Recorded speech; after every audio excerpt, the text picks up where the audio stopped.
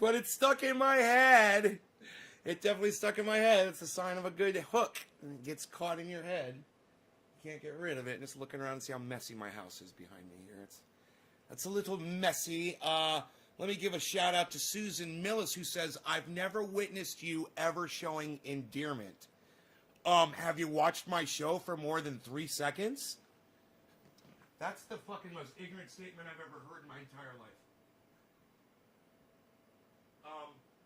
I have a freaking puppy that I love on every show. Have you not seen that? I call my audience members son, bro, hun. Those are not terms of endearment, and that's not me showing love for my audience. I go live 3 times a day, sacrificing my reputation and my well-being to do this show. Is that not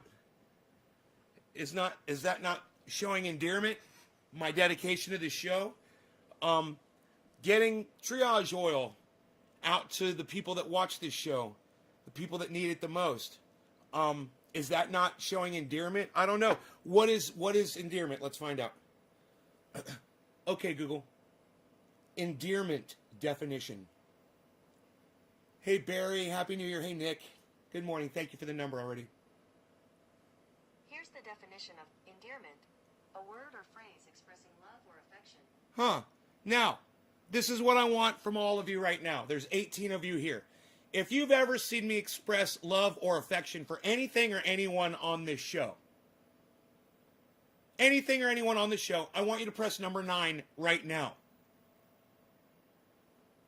David Plinsk is recommending a book. It's called Communism, Cannabis, and Common Sense. Okay, David, I'll look into that, man. Why don't you message me that title on Twitter, @NaysGarden on Twitter, please? I would really appreciate that, brother, so I can check that book out.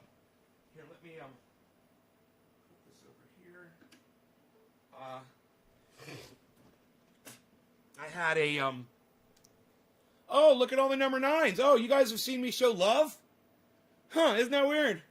Look at all the people who've seen me show love on this show. Yeah, I have a love for cannabis. I have a love for life. I have a passion for doing podcasts, and I love doing them. There's a lot of endearment going on this show, and for some dumb cunt to say that she's never seen me express endearment is just showing me what a dumb cunt she really is. You're actually gonna lie to try to make a point? Really? I've never shown endearment on her? Well, maybe not towards your dumb cunt ass. Maybe you don't deserve it. Maybe you don't deserve my fucking love, you dumb, stupid fucking cunt. I love the way that words offend people. And it's too goddamn bad. It's how I fucking feel. Right, David? Feels good, doesn't it? I say splash the confetti. How about keep it simple? Propaganda by Edward Bernays. It was written in 1924. Yeah, I don't understand why you're recommending all these books. I'm not really a reader. I'm more of a podcaster. If there's only one book I'd want everybody to read, it's The Emperor Wears No Clothes. I don't know about all these other books you're recommending. I'm sure that I would probably get something out of them, but I'm just not much of a reader. So, you maybe if you're looking to share book recommendations, check out my friend Michael Malice. He's always reviewing and reading books to his audience, and you might be interested in hanging out with him. Just don't fucking piss him off. Just don't piss him off if you're going to hang out with Michael Malice. He's a right-winger, leaning. He considers himself an independent, but he's a total right-winger, libertarian. He's a little messed up in the head. He thinks he knows everything. He's like 5 feet tall, and he wears business suits. It's fucking hilarious, and he's a little sad and pathetic, but he's such a douchebag to people that it's kind of fun making fun of the guy. So, if you've got some book recommendations, he's probably already read them, actually. He'll probably talk about the books with you. He's quite a book reader. He's a very... the thing I don't get is when you hear about people like that spend a lot of time reading books, but they don't seem to get the gist of what they've been reading.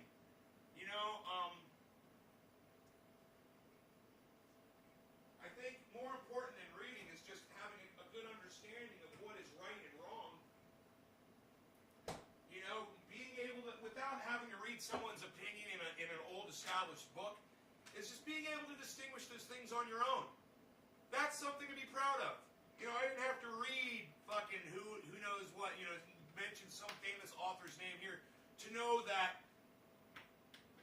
you know, governments are bad and they're basically, you know, they're full of greedy people that are just hurting people so that they can further their own agendas. I didn't need to read a book to fucking know that shit. I watch Jimmy Dore, and he reads plenty of books and then tells me, basically sums up the good stuff for me. You know, people like Dr. Cornel West, I'll listen to him. You know, I'll even listen to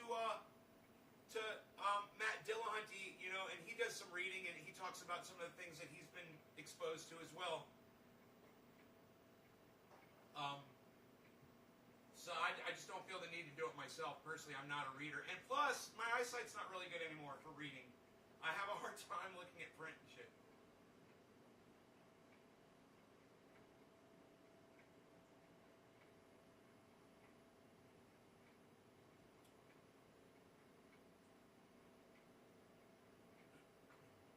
Good morning. Look at all the number 9s. Oh, you guys have seen me show love on the show, huh? Isn't that funny? What, I'm a loving, caring kind of guy. Wow. Even though I call people cunts, I can still show love. Isn't that incredible?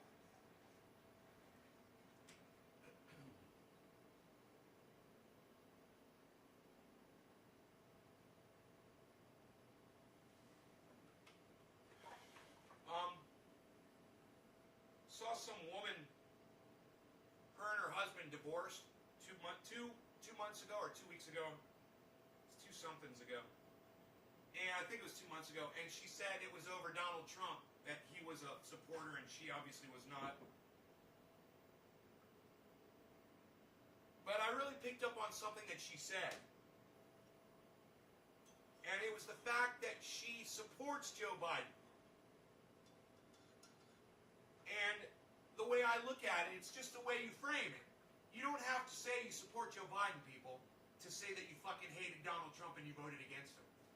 You can literally just say you voted against Trump. But as soon as you say the words, I voted for Biden, and you mean that, then you are the fucking problem. You gotta realize that Joe Biden is just as bad as Donald Trump. You gotta realize that. You know? And if you're not willing to admit that, then there's a problem with the way you're perceiving things. You haven't checked history. You don't know Joe Biden. You don't know about the crime bill that he wrote. You don't know about the comments that he made about his children not wanting his children to live in an urban jungle. Yes, that is what Joe Biden said. He's a racist piece of shit. That and the fact that he has been accused of rape. I don't understand how you could put your support behind him and say, I voted for Biden. No.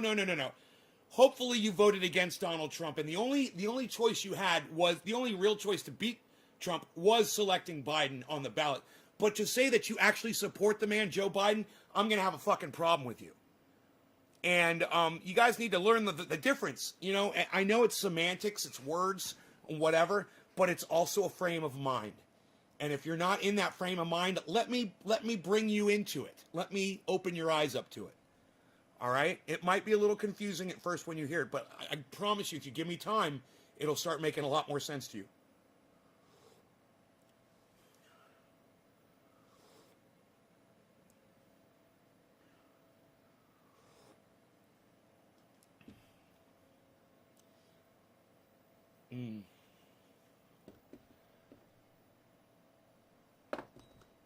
I don't like either, but I would rather have Trump than him. You'd rather have Donald Trump. That's not really offering a really good choice for people, man. If you're going to pick a fucking moron like Donald Trump to be your leader, then you know that the selection, the alternative to that choice was fucking horrible. You know? I'm not here to act like, to pretend, you know? I'm not going to do that. I'm not going to sit here and frickin' pretend about it.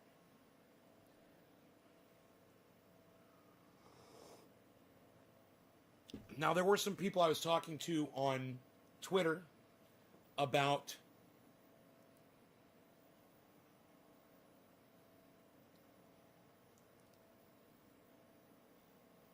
that moron had the best stock market.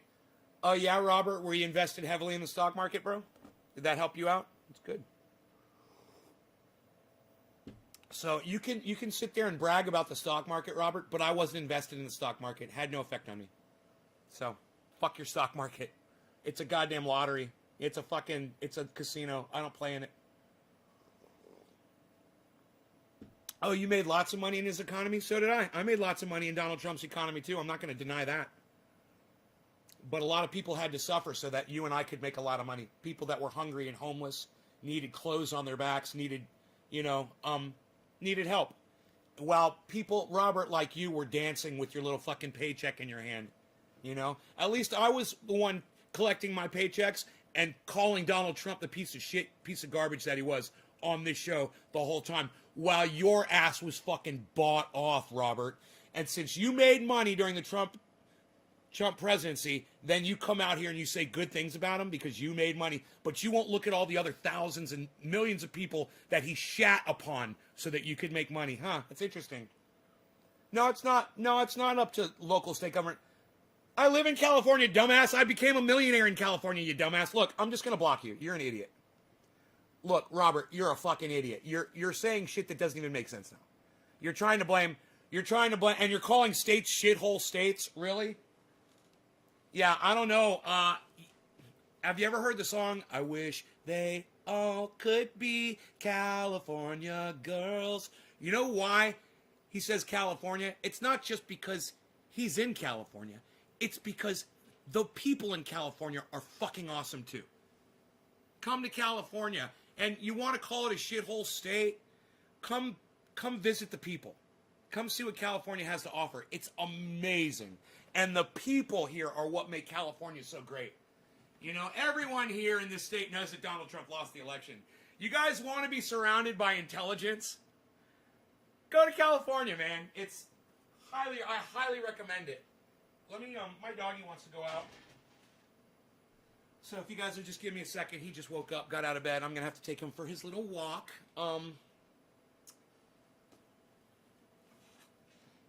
Dummy Lettuce 311 says, damn, look at all that stuff on your walls. And plus I get earthquakes out here, bro. I get earthquakes, and I got all that shit on my walls. The guitars are good, but the glass, a little worried about that. I'm more worried about me knocking it over, actually, than the actual... You're in California? Hell yeah. Hi, Melissa. Hell yeah, California rocks, bro. I love it. I love California. You're finally back on. Yeah. 25 years. Grew up in California. It's awesome. 25 years in SoCal. Yeah, man. The people. It's the people, man. They're so much more aware. People are just, they're more aware of each other.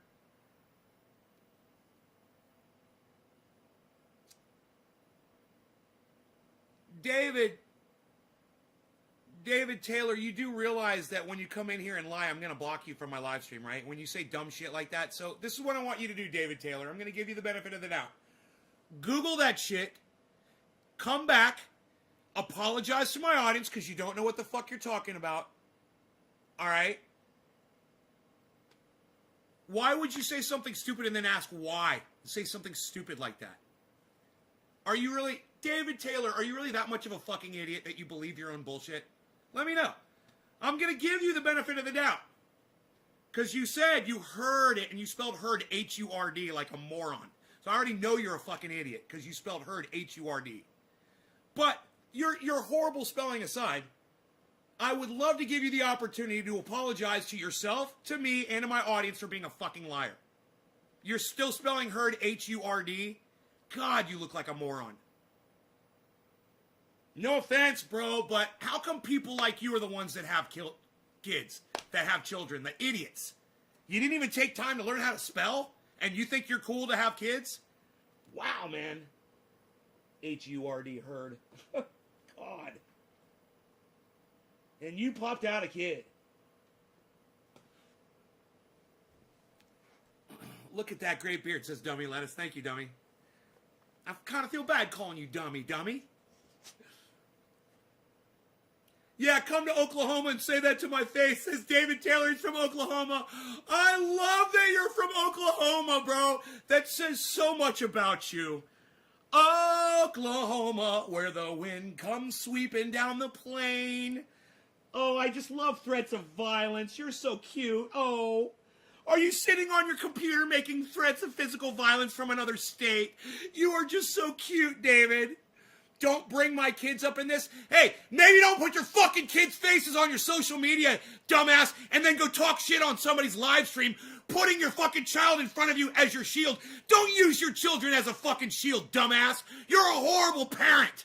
All right? Fuck you, you fucking cunt. Fucking you put your children on your goddamn live stream, on my live stream. You put your goddamn children on social media. I'm not a chump. You know, learn how to spell chimp if you're going to spell chimp. You guys like that? A chomp. I'm a chomp. Lettuce, you're going to love this show, buddy. So, like I said before, man, David Taylor, let me give you an opportunity to go use Google on your stupid phone, because most people have smartphones, but I have a feeling that you have a stupid phone. Go turn on your stupid phone, and why don't you put it into Google? Say, what's the legal age in the state of California? Do your own fucking, what's my address? David Taylor wants to know my address. Oh, come visit me. There's my address. Come on out, buddy. Come see me, you fucking douchebag. Like I'm worried about you. Your little fucking baby's not gonna have a daddy. Well, you're such a fucking idiot. Yeah, come beat me up, dude. Yeah, come beat me up, bro. I'm so worried. Come beat me up. Oh, I love it. All right, look, I gotta take my doggy out. I will be right back. All right, and you guys, let me know if this fucking douchebag comes back in and tells you what the legal age of consent is in the state of California. And if he does not, when I come back, I can block his lame cunt ass. All right? Let's just see if he can... You're gonna be 6 feet under, bitch. Okay, David Taylor. Okay, David Taylor. The guy with the little baby that's on the internet making threats to people with thousands of fucking followers. Yeah, that's... Man, I really feel sorry for your child, bro. I really do. You are not a protector. You're no parent. Dude, you don't understand.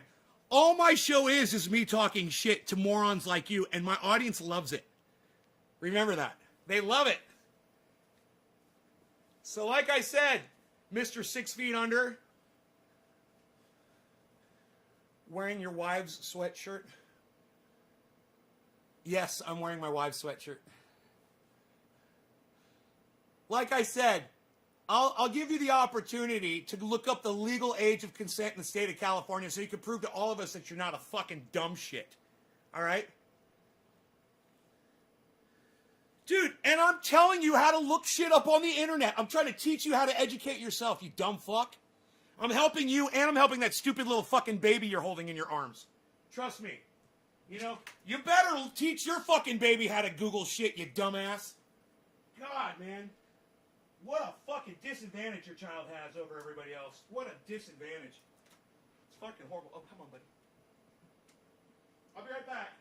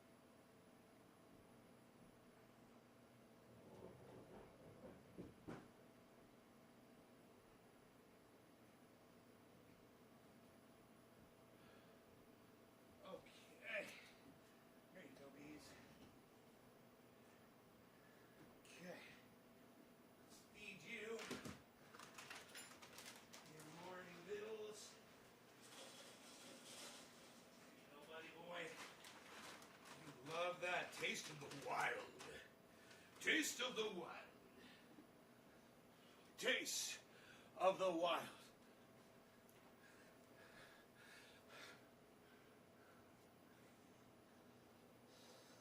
Oh, you guys reported him for threatening me? Is he still here?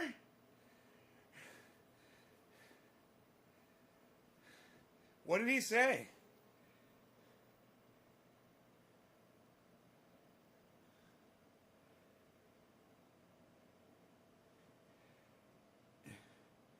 Oh, he's fucking with Nick? Oh, man. Yeah, I don't hide behind shit. Yeah, you're hiding behind your little toddler, dude. Whatever. Hold your little fucking baby up in front of you like a fucking shield, like a human shield. And then go and attack people with your fucking baby picture. I love it. You're such an idiot. And said you're dead? I saw that he said that I'm dead 6 feet under. I saw the threats. I get that all the time. Oh, he called y'all cunts? Oh, I don't like that. It looks like, what, did he leave? I think you guys chased him out, huh? I don't see him anymore. Let's see if he comes back. I don't want to block him. I don't want to block him unless he's still here. Oh, I could scroll up. I could see everything that was said. Cool, Melissa. If you guys feel good about reporting that, you can. It's an empty threat. I don't feel that I'm in harm's way at all. You know, this happens every day. People threaten me every day, so don't even put another thought into it.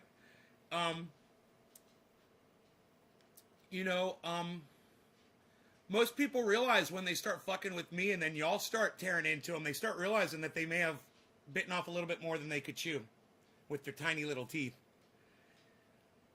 And that's why I never have any reservations about taking someone on that smart mouths me like that at all. Because I know you guys are always going to stick up for me, and I appreciate that. Nick, and I bet you're so worried about it, right? Oh, God, life must suck in Oklahoma. I mean, I know it does for him because life sucks in California. And if life sucks in California, just think of how awful it must be in Oklahoma. Oh, my God. Oh, are you still here? Oh, everybody, David's still here. Oh, hi, David. I was worried I wasn't going to get to say goodbye to you. But I'm so glad that you're still here. Ah, I'm so glad. So, did you go and Google the legal age in the state of California yet, David?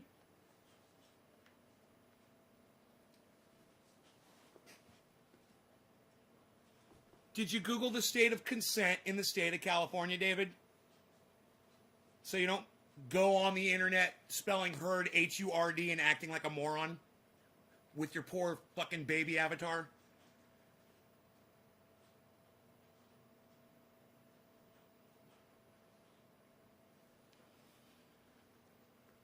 I mean, if you're going to stoop to that level of ignorance, I'm going to stoop to this level of calling your ass out. All right? I mean, you really thinking that they changed the law in the state of California, the age of consent down to 13 years old, is fucking hilarious and just shows how fucking stupid and little town small-minded you really are. That you actually were fooled into believing something so stupid. I mean, you have a fucking child yourself. You really think they changed the age of consent to 13 in the state of California? Really? David? I was a fan of you till you started talking shit, and leave my kids out of this. Hey, like I said, dumb fuck, David Taylor. Like I said, you're the moron that puts your fucking children on your goddamn social media. Okay? You're an idiot. That's dangerous. You shouldn't put your children's faces on the internet, especially when they're babies. That's just fucking stupid. And let me just tell you this too, David Taylor. You're not the only psycho that watches this show. And there's a lot of fucking psychos that watch this show that love me. Just keep that in mind too, Mr. fucking Fat Trap. Somebody said that yesterday. I don't believe. I was just fucking asking. Well, if you didn't believe it, why would you ask such a stupid fucking question? And then, David, after you asked the question, you said, why? Which showed me that you did believe it, because you wanted to know why the age of consent in California was 13. It's a profile pic. Yeah, bro, and you're gonna put your children on your social media. Do you realize that? You're like a fucking pimp. And you're hoeing out your children on social media. And then you're using them as fucking shields when you come on my goddamn live stream and you start acting like a little troll bitch. Okay? Don't use your children as human shields, bro. All right? Take that shit off your fucking Facebook avatar if you're going to go on Facebook and talk massive shit to a bunch of people. All right?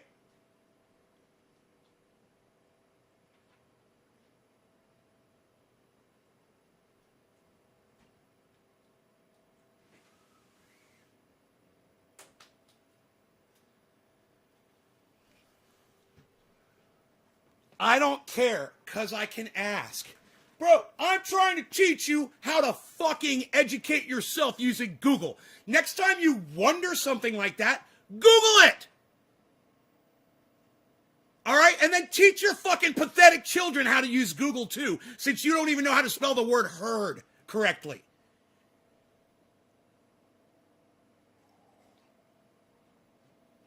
At least I'm not the idiot popping children out not even knowing how to fucking spell, you know?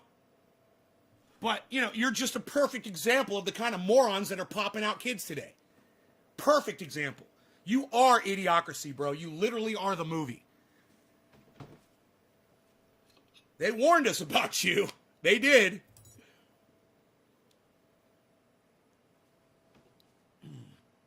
David Taylor says, fuck you and suck a dick. Okay. What else you got, buddy? Anything else?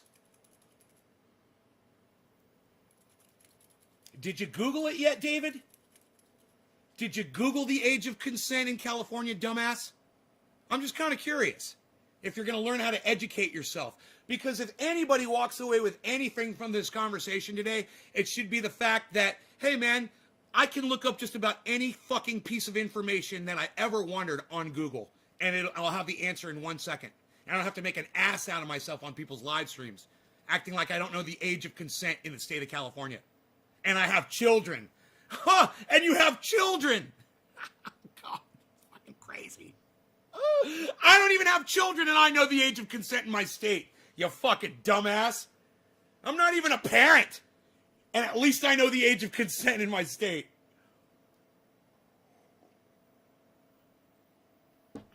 And since I have a feeling that this fucking moron's not going to do it, let's just do it ourselves. Where's my phone at? Okay, Google. What is the age of consent in the state of California?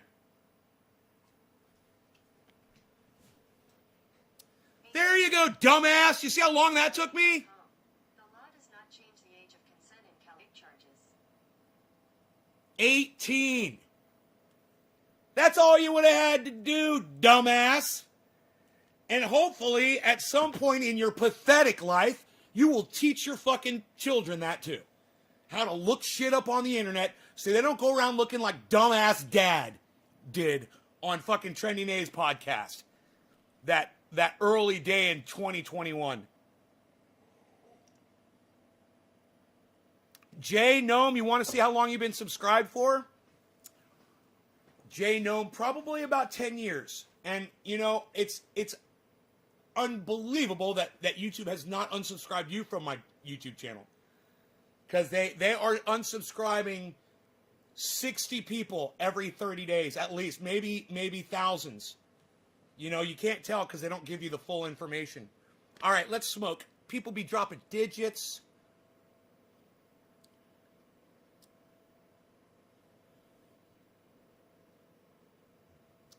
All right, who dropped my first?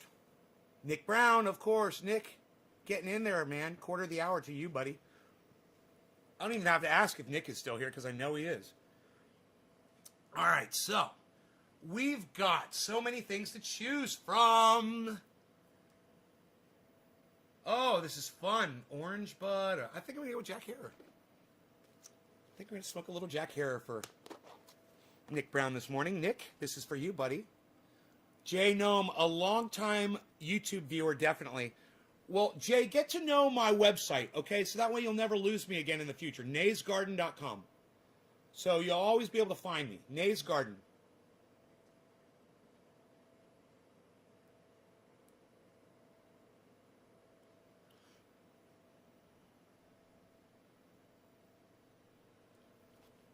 I feel bad for people who get their information from right-wing groups or from right-wing Facebook sources, where this guy literally came in here and said that he heard that the age of consent was 13 in the state of California. I feel bad for people that get fooled by that shit. I do. And that just goes to show you how bad the disinformation is. That when you're like, yeah, they're lying about it, but who cares? Well, there's people like David who fucking fall for that shit. Who believe he literally thought the age of consent was 13. And before anybody goes, oh no, he was asking, no, because then after he asked the question, he wanted to know why the age of consent was 13 in the state of California. He said, why? He really believed it. And that's sad, man. I feel bad. That's why I didn't block him immediately, because I see potential for other people, maybe not David, but other people that are watching the show, to learn how to use Google and educate yourselves, man. Quit being fucking lazy little bitches. You guys that don't look shit up and then go around spreading lies on the internet, you guys are fucking cunts. Your parents are cunts. Your children are cunts. Your friends are cunts. And you're all a bunch of fucking cunts. Okay? Look shit up. All right? Look it up. My mom used to say, go get the dictionary and look it up in the dictionary. You don't even have to do that now. You can just talk into your fucking phone and get the answer without even having to walk anywhere in 1 second, and you're too fucking lazy to do that? Shame on you. Shame on you. Armando Ventura. Armando, what's up, buddy? Since 2015? Right on. Right on, buddy. Thank you for saying that. What's your favorite strain to smoke? Love Chance. Man, I've really been enjoying Jack Herer. I love that strain. I always go back to it. It's a great strain. Wow, it makes me feel so good. And we're going to be getting into a conversation. So look, you guys that share this in large groups on Facebook, go ahead, get crazy, do the shares now. Because I'm going to be talking about the history of cannabis and racism behind it. All right, there were some people on Twitter who are actually interested in hearing the conversation. So I don't mind talking about it. Just a brief history on the racism behind the banning of cannabis. We're going to go over that really quick so you guys understand the 5 words you should never use to refer to cannabis: weed, pot, dope, marijuana, and reefer.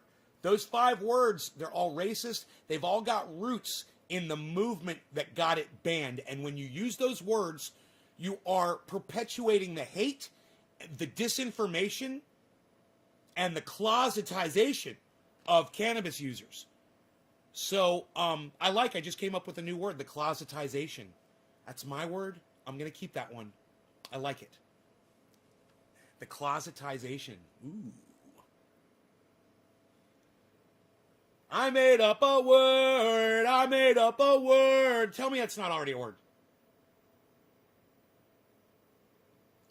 Okay, Google. Closetization definition. Closet location. It's not a word. A tall recess or wardrobe. Closetization. I love it. I made up a word. I made up a word. That's right, Armando. The proper word is cannabis. All right. So anyway, this is for Nick Brown. Cheers, bro. First one is for you. Quarter of the hour. Cheers.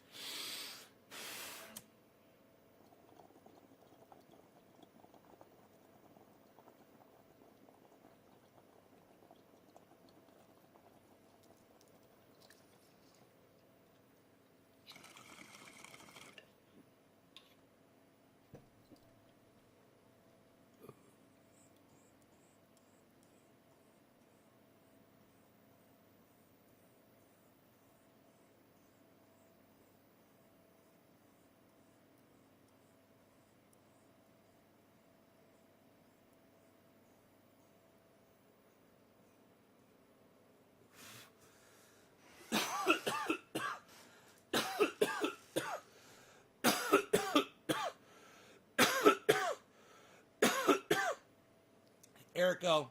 Well, we basically covered it. William Randolph Hearst was the one behind it.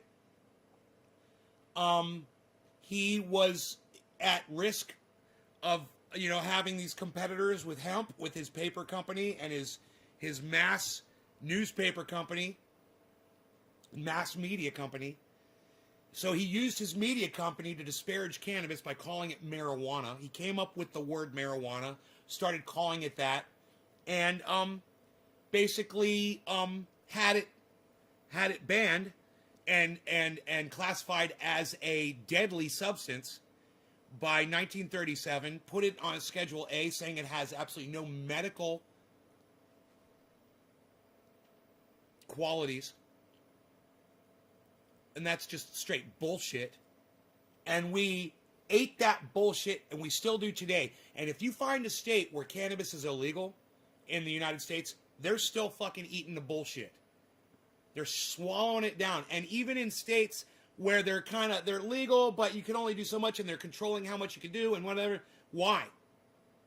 Still under the finger of suppression, oppression, created by William Randolph Hearst. There should be no law regarding cannabis.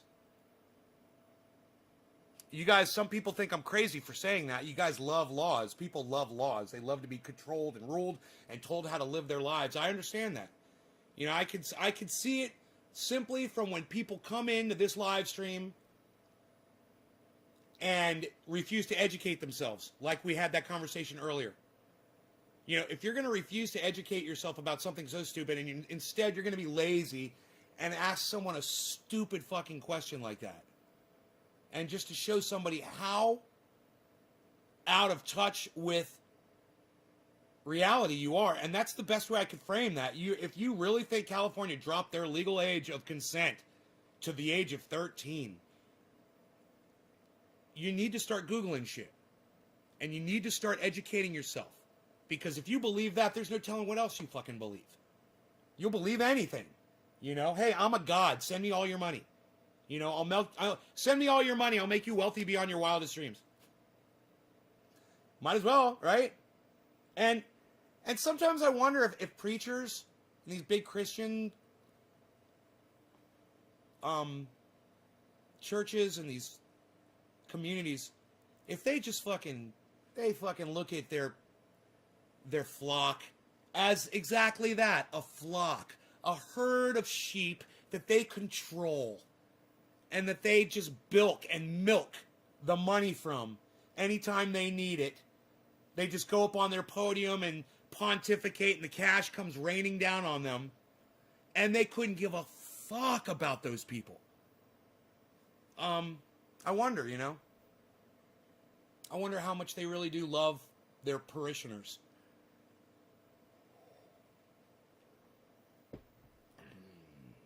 But unfortunately, there's a lot of people out there that were just going to take other people's words for shit. They're not going to Google shit. They're not going to look shit up. They're not going to educate themselves, and they're going to fall for fucking anything.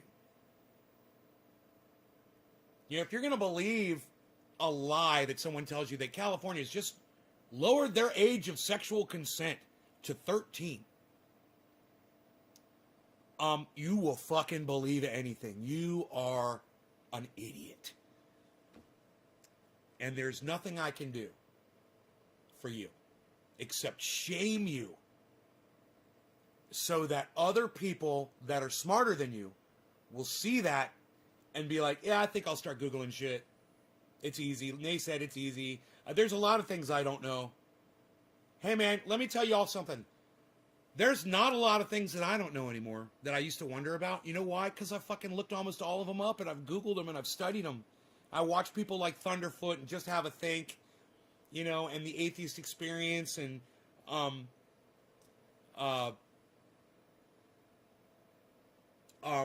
Answers with Joe. You might be like, thanks, Sandy. You might think that Answers with Joe is just like a comedic, fun kind of thing to go. You go through his goddamn videos and you'll find shit that you were wondering. Just go through all the titles and you'll be like, oh yeah, I was wondering that. Click. Boom. Yeah, he'll shock you right from the beginning.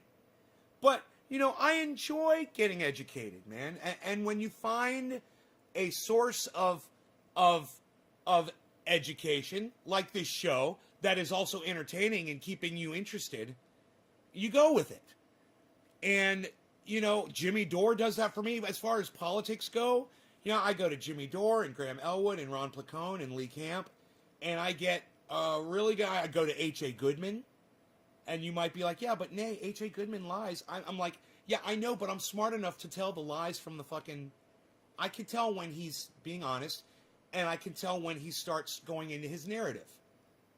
And I can take the good parts from H.A. Goodman and walk away with them and be a better person. Because some of the shit he says makes total sense because it's factual and it's true. But I'm smart enough to be able to tell the difference. And the more you look shit up and the more you educate yourselves, that shit will come easy for y'all too. It's not an exercise. You know, it's not a task. It's fun. You know, it's fun to learn shit. You've been doing it since you were a fucking baby. Why stop now? Especially now that the tools make it so much easier. You know? Become the fucking smartest, most intelligent, most knowledgeable person that you're possible of becoming. I mean, what else you gotta do? We're all locked up on this COVID bullshit. What are you watching, fucking Netflix? The pedophile fucking network? Cancel that shit and start learning. You know, hey man, there's a service that Answers with Joe is always pimping out. I forgot what it's called. He's always saying, hey man, if you guys are looking for something, you know, no.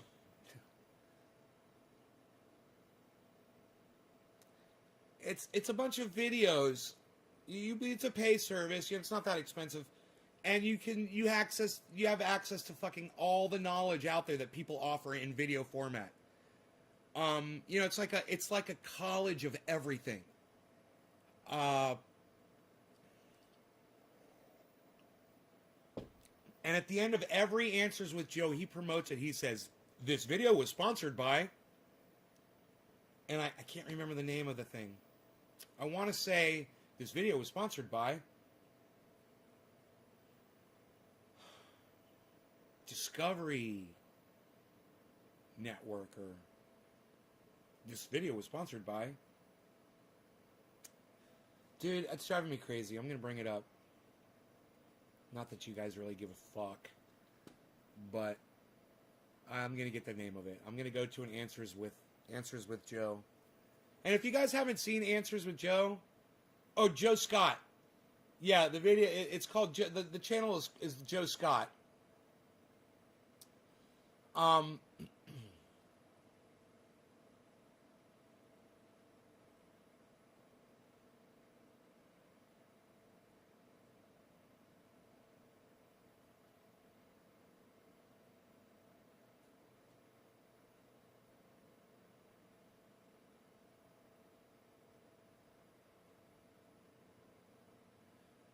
Wow, I kind of want to see that.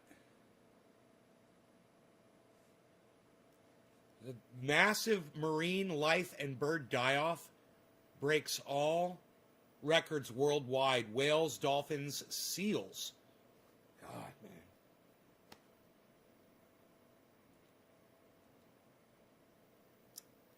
Anyway, his channel is called Joe Scott. He's got 1 million subscribers.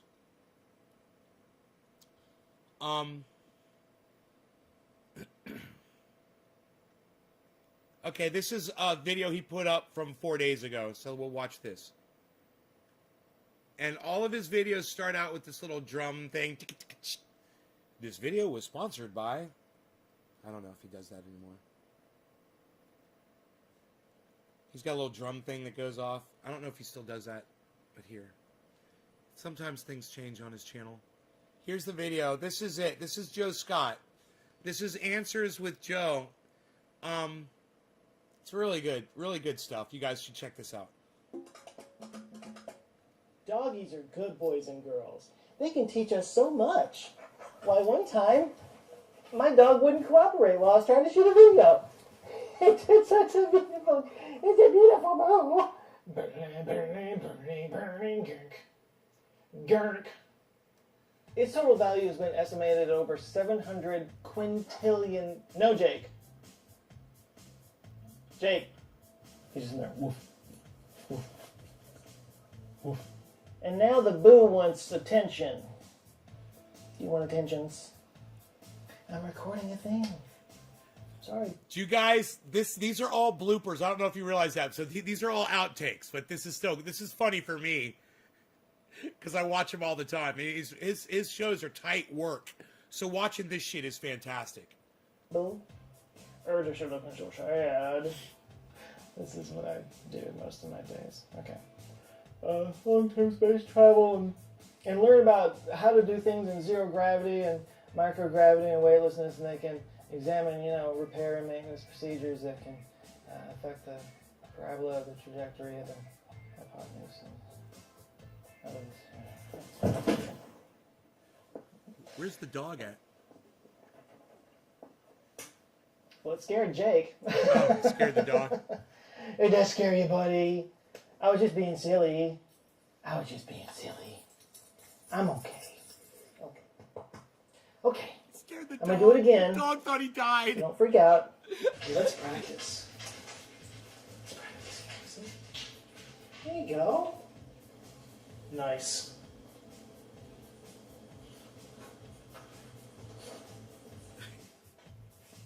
Yeah, I know you want my attention now, and this is when I don't want your attention. All right, come here, buddy. Come over here. Can you come over here? Come over here. All right. Good boy. Just hang out here for me, okay? Nice. Hopefully it'll say at the end of this video who sponsors it. Nice. There you go. Okay, one more time. Ready? Nice. High five? High five, boo. Just stares at him. Shake. Shake. Good girl. And here comes Jake. Here he comes to ruin the shot. To ruin the shot. Hey, buddy. Can you go somewhere else? Like anywhere else in the whole world? Anywhere else in the world. But yeah, 50% of the world's cobalt supply resides in the copper mines of the DRC. But that does mean that there's 50% more out there. All right. Okay, buddy. Okay. Here you go. There you go. You're doing good. You're doing good, girl. Yeah. You're doing good. Let's get a little dress High on. five. Good girl. High five. We'll get this eventually. Damn it. Jake, lay down. Lay down. Lay down. Lay down. Lay down. Lay down. Lay down. Lay down. Lay down. Lay down. Lay down, buddy. All right. Good boy. You know, When he laid down, he leaned against the door, and the door. But do you guys think this is funny at all? None of you guys are talking at all. None of you are saying anything to me at all. Not a word. Do you not like it? I'm sorry. I'm just sitting here really enjoying it. I guess you guys are not. Anyway, that is Joe Scott on YouTube. He educates you on things. All kinds of historic events. Doc says 3, thank you. Orf says cheers, thank you. Good morning, Doc. Hey, buddy. I'm having one of my moments where nobody talks at all in the chat. Oh, you're laughing your ass off? Well, it would be nice if you guys, when you're laughing at shit, if you would share that with me in the chat so I would know. Okay? Remember that, guys. You're leaving me. I'm sitting here like, oh my God, they're not watching. They don't care. Nobody's paying attention. You guys don't even tell me that you're laughing your asses off. You have to talk back to me so that your chat appears here. Okay? So I know that you guys are enjoying the show. This is how it works.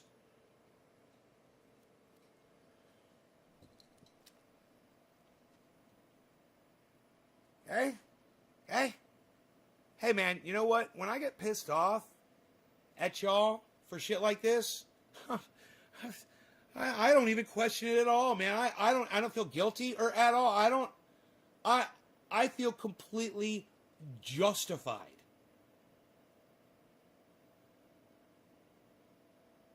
Completely. You guys just aren't talking to me, man. You can see that I can see that you're not chatting. You know that I talked to you throughout this entire show. Okay, who dropped a digit? Because I lost all my other digits. They got bumped, I guess, from the chat, from what you guys were fucking chatting. Okay. Alan Moda is the last one. Alan, this bong rip is for you, buddy. Sorry if you got skipped, guys. Your chat got bumped, man. So if you got skipped, redrop those digits. Cheers. I mean, come on, guys. Like I said, when I go to Jimmy Dore's chat or Graham Elwood's or Ron Placone's, I mean, the chat's going. People are talking. People are communicating. You guys are saying, hey, blah, blah, blah. This conversation. You like the dog. The guy is funny. Who is this guy? What's his channel name? What kind of stuff does he talk about? Nay, are you going to do another bong hit? Hey, good morning. I don't know. I had this happen to me on the way to work this morning. I don't know, man. Fucking talk to me, people. This is a goddamn social show. Hey, Brian. Sometimes I can't get to the phone to chat. Doc, well, I understand. I'm just glad that you're watching, bro. Okay? And I understand when you're cooking and you can't chat. But I got 26 other people, and certainly not all of them are cooking in a hotel right now for the hordes. All right, Alan. Cheers. Alan Mode, are you still here? I love that you actually respond to us. Yeah, and there's so many of you. It would only take a few of you to just keep the conversation going, man, to make it seem like that.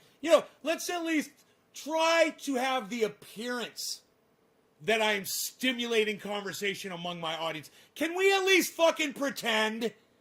Can we play make-believe together? What was the guy's name? Thank you, Nick Brown. Thank you for asking. Yes, his name is Joe Scott. Joe Scott on YouTube. Answers with Joe. He's fucking awesome. He's got another channel, too. He's got another channel where it's more personal and shit.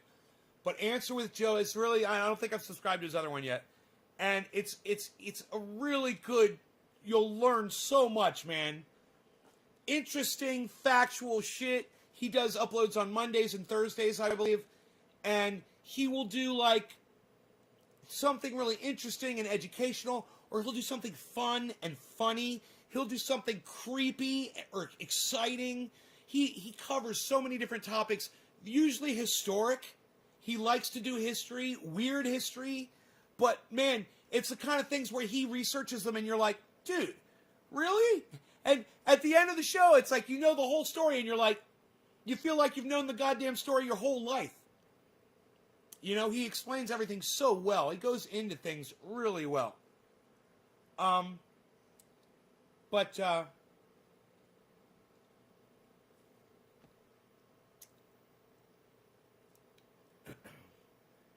Jake, how about I just block you from my live stream for being a douchebag? How about that? How about if I just block you? All right? You think I should just block you, bro? I think I'm just going to block you.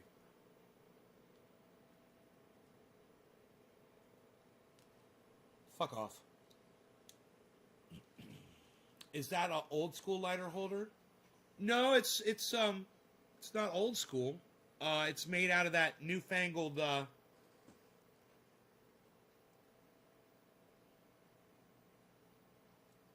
stuff. All right. Hey. Oh yeah, I fucking blocked him. I blocked him. Fuck him. All right. Is Alan Moda not here? Alan Moda is not here. Oh, Alan Moda is here. Okay, Alan. Okay, cheers. 710 to you, Alan Moda. We're going to give you the 710. Cheers.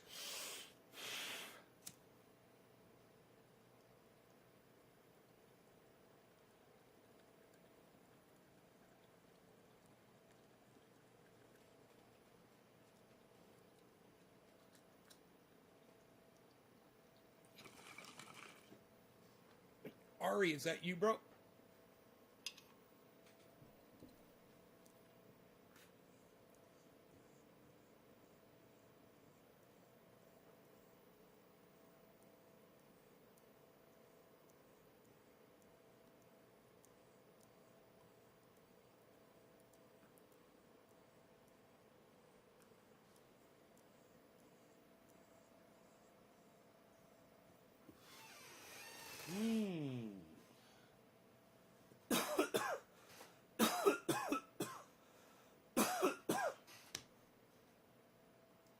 Lots of snow in Michigan.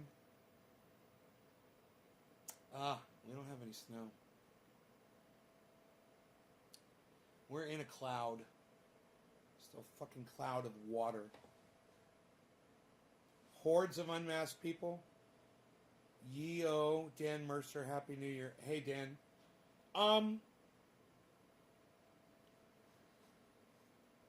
It's crazy, Doc. Nobody wants to wear the,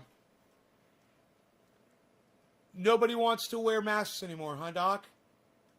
And we've got and we're spiking more than we've ever spiked before on COVID. And you have more of a chance right now of catching COVID than you ever had before.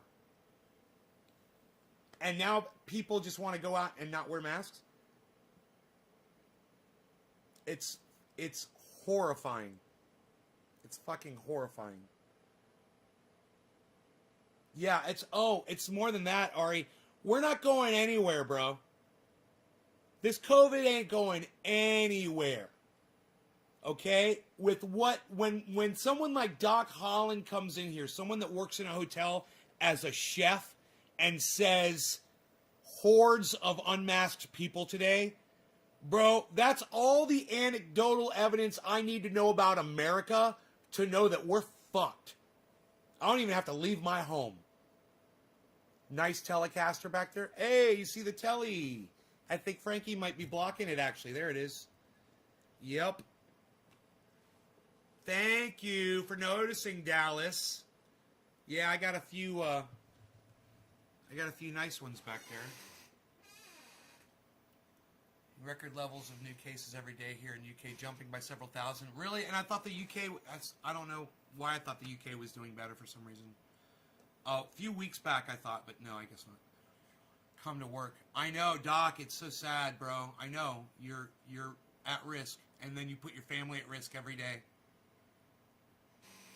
At least, Doc, I don't know what your job entails, but I mean, for the most part, I'm assuming that you're in a kitchen and you're separated from people for the most part.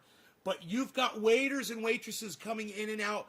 You've got bus boys washing dishes going in and out all day. No, you're not protected. Yo, Ari, you know no flags on my live stream, bro. No flags, bro. Ari, you know that. We don't do flags, bro. Ain't just Americans who we have to worry about.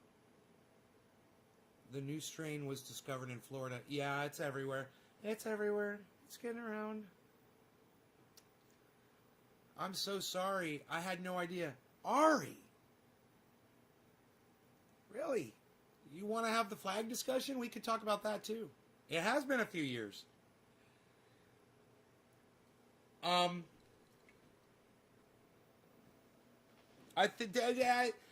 just wanted to make sure that we covered the cannabis thing good enough, thorough enough. I think I explained the racism behind it. It was a racism that was invented by William Randolph Hearst. He invented the racism. Much the same way that Donald Trump invented the racism around the Muslim ban, the way Donald Trump invented and created racism towards Mexicans. You know, and you might say, oh no, Donald Trump didn't do that. Well, maybe not for you, or maybe not that you want to admit. But somewhere, there's someone who got killed over that shit. You know, somewhere got their life. It's silicone, thank you. Why did I block you? For saying that my dog urinated in my bong, you fucking douchebag. Don't fucking come on here and disrespect me. My water's fairly clean, dumbass. It's not that fucking dirty. So, you know, Suck my dick if you're going to come in here and make stupid comments like that. And the next time you make another stupid fucking comment, you want to do it on that fucking channel, I'll do it on that one too. I'll block you everywhere. That's why I fucking blocked you, bitch. And the fact that you don't know why I fucking blocked you after what you just said to me? Yeah, it was your bad. Yeah, and when you learn how to fucking apologize for something, let me know. When you learn what a real fucking apology is, let me know, you fucking cunt. Just like people that write out PLZ instead of spelling the word please. They're fucking cunts too. I see guppies swimming in it. So now you're fucking blocked. Now, it's like I said, I'll fucking block you. I'll block you now every time you come in here. You know, the clarity of my water shouldn't fucking concern you. You know what? You should fucking be thankful that I even come in here and grace your cunt ass with my fucking amazing presence every day. And I don't charge you for it. You know, Kyle Kalinske and Crystal fucking cunt Ball, cunt Kyle and cunt fucking Crystal, want to charge their viewers so they can watch their precious new podcast. I say, fuck those cunts. Here's my show for free. And if that's not good enough for you, you're a fucking dumb cunt. All right? And if you don't like the fucking clarity of my water, go watch some other fucking cunt on the internet. All right? I hope I made myself clear. Fucking douchebag with 4 names. You fucking douchebag. That's what happens when your parents give you 4 fucking names, everybody. You're automatically qualified to be a fucking douchebag on the internet. Especially when you feel the urge to put all 4 of your names on there. God, you're a fucking douchebag.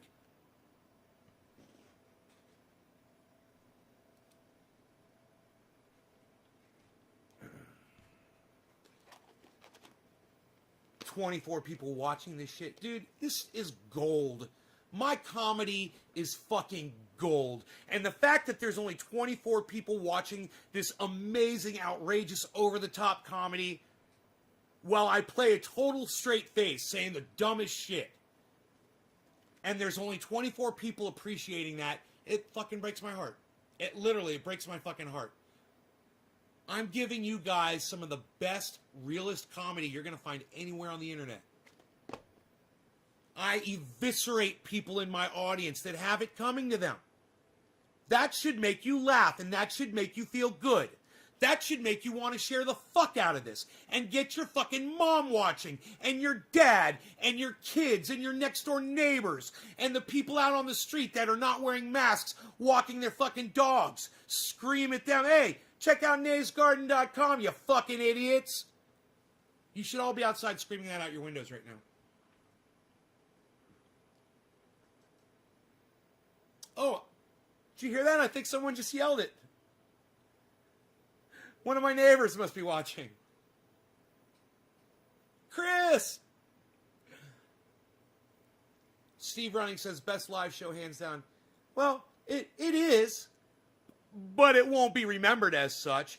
But, hey, those of you who experienced it, those of you who were here this week, those of you who were here for the beginning of 2021, you will always remember that Nay's Garden, the beginning of 2021, January, those first few days, this show was hands down the hottest fucking show that you could have found anywhere.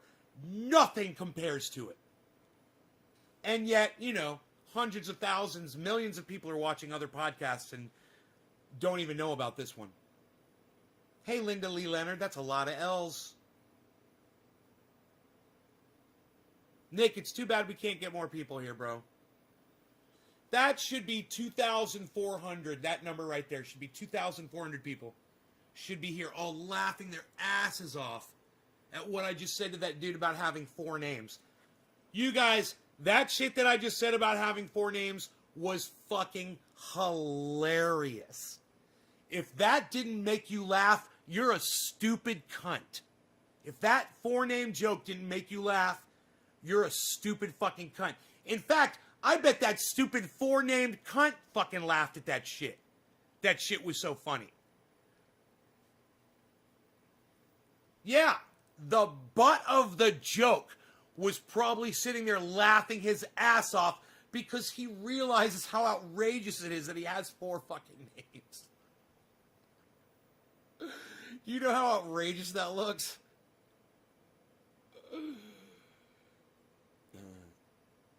Teresa, thank you for dropping the digit, hon. You love me.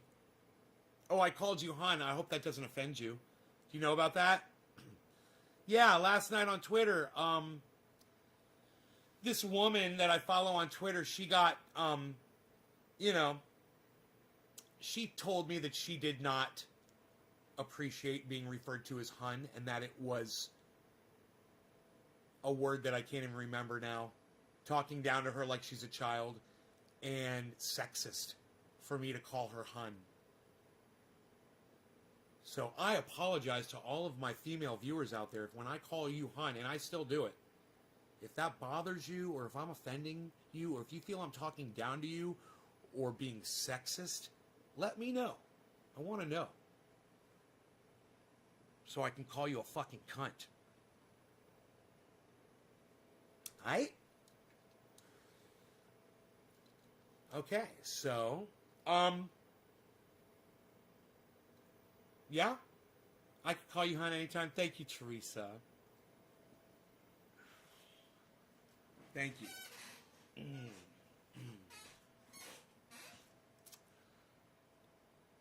It's just fun and funny. That's all. It's just fun and funny. Damn, you called me your wife yesterday, hun. Would not offend me at all. You still are my wife, honey. Oh, hun would not offend me at all. I got you. Oh no, you're my wife. I got you. We're married, girl. Right? Right? Alan? Okay, who's after Alan? Remember, Love Chance 2. Are you still here? Love... Oh, I know that. She knows it. Love Chance 2. Are you still here? I grew up in the South. A lot of people there say babe. Yeah, babe, hun, sweetie, sugar. That's how we talk in the South, man. You know? And I apologize if that offends any of you. I don't mean to say it to talk down to anybody. I didn't mean to say it to talk down to her. I mean, I was disagreeing with her on something, and subconsciously, maybe I did say hun as a slight, but it was subconscious if I did it. You know? I like her. And that's kind of, I think, why I was calling her hun, was because I like her, and I kind of wanted her to know that I liked her. She totally took it the wrong way. Or she just used it to fucking, wow, I never even fucking thought about that.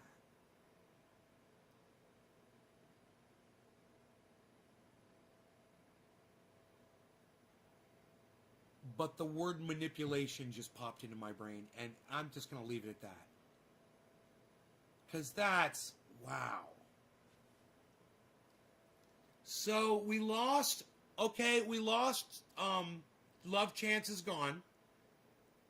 Okay, Love Chance is gone. Who else dropped digits after Love Chance? Okay, Love Chance is gone. Steven Running. Love Chance is gone. Steven Running, are you here? For 420. Steven Running, are you here for 420? I think then chick or something else. No, yeah, referring to women as chicks is disrespectful. That is sexist. It's you're objectifying women. All right, Steve, this is for you. Happy 420. Cheers.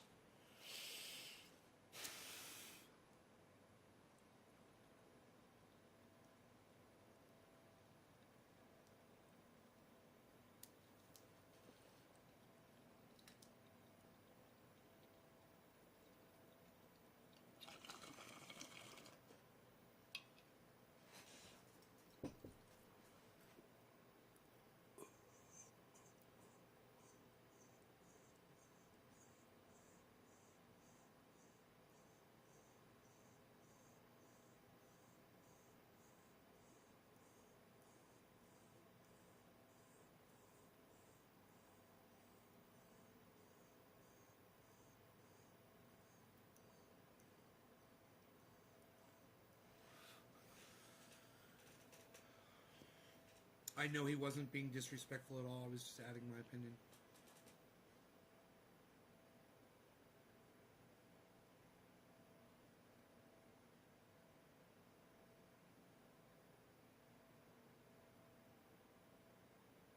She has issues. I think she may have used the fact that I called her hun as a...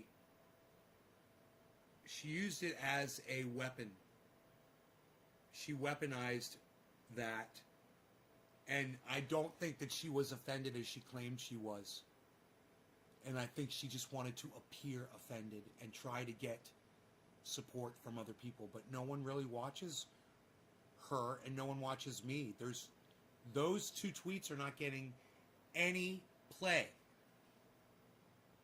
But it was Jimmy Dore was the one person who liked it. Jimmy Dore was the one like on that fucking tweet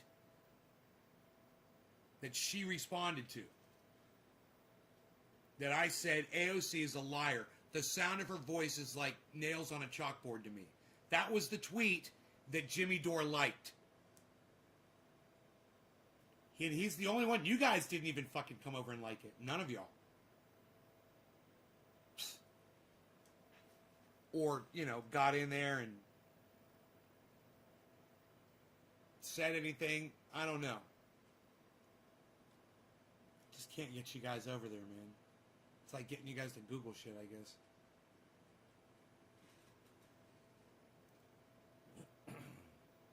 I need to recruit some more people from fucking Twitter over to the show.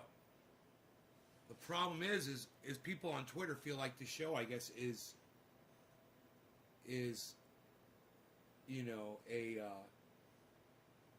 an affront to their intelligence. They'd rather just hear my opinion in fucking 140 characters or less,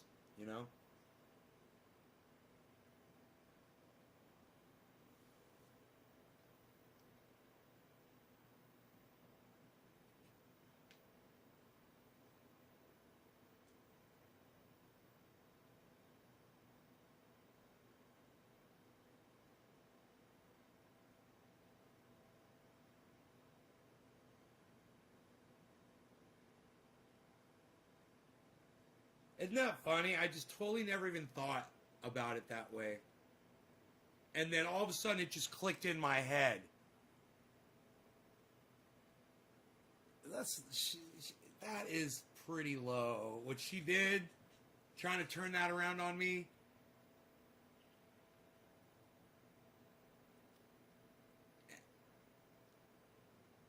But, I mean, the fact that she didn't block me, I thought that was weird too. She seemed so offended, but she didn't block me. It was a contradiction. I was like, why am I not blocked from this woman yet? You're smoking one for me? Aw, thank you, Melissa.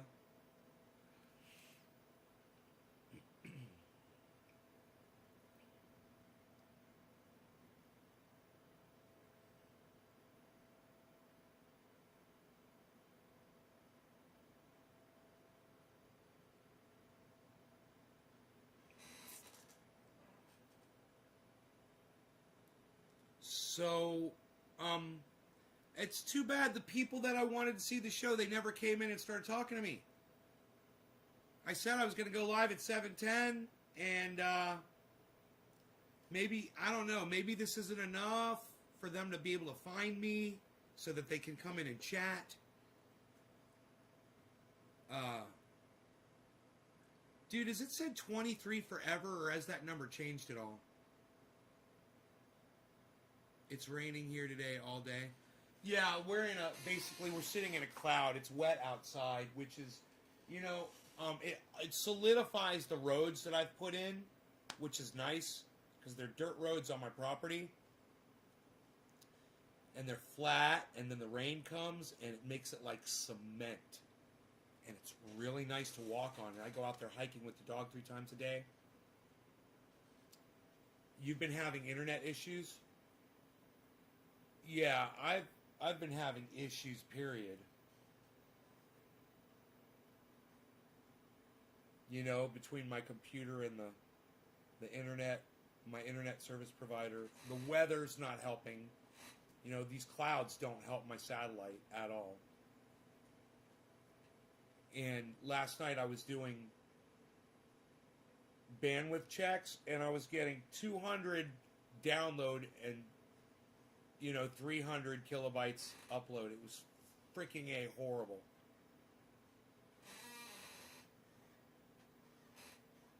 You know, certain times at night, like between 6 and 8 p.m. at night, it just seems to be so bad. Good for roller skating? You're not going to roller skate on my roads, honey. Pretty sure. I don't know what kind of roller skates you got. These are not the kind of roads you roller skate on. I mean, I'm going to have to... Hey, Riff Spid, why don't you tell us what that link is?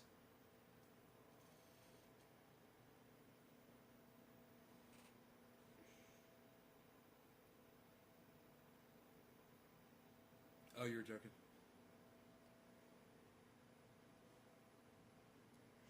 Yeah, these are dirt roads.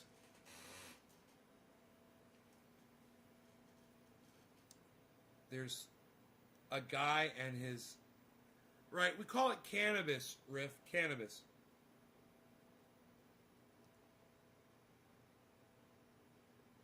Yeah, I don't want to fucking hear that shit. Yeah, I'm gonna block you. Get the fuck out of here.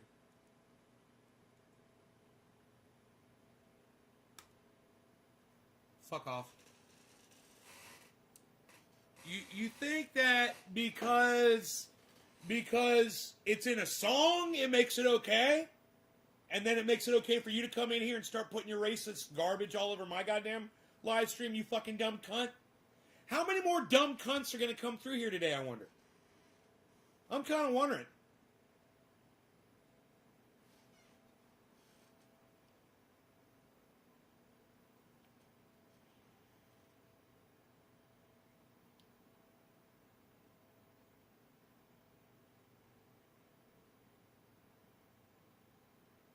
I wonder, I wonder, I wonder.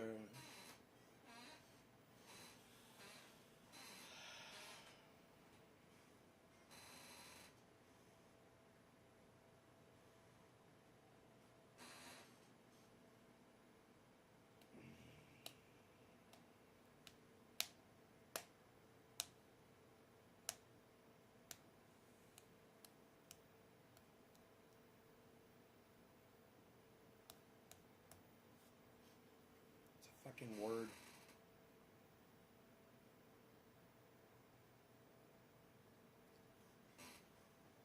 People have a problem with words.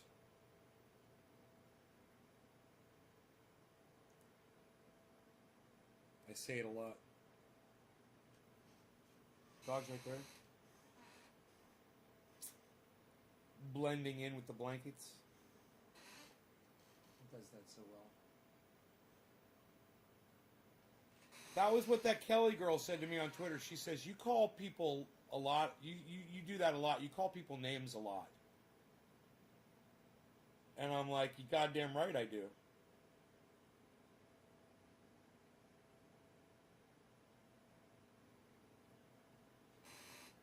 Oh, you were being funny. Yeah, okay, I'm sorry.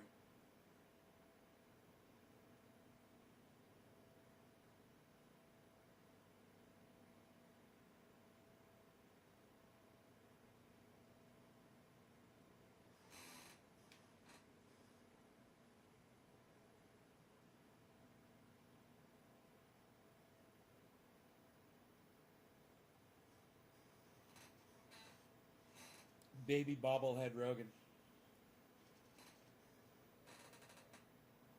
He's my little blender. Would you like a blend? Everybody, would you like a blend? Here, have a blend. Man, I'm sorry, bro. You want a blend? Have a blend. No, he's having a dream. So cute. I gotta give him this pill and give him this ear stuff. ears were starting to itch a little bit yesterday for some reason, just a little. I tried to scratch them a couple times. Words don't hurt you? Oh, good, Melissa. Good.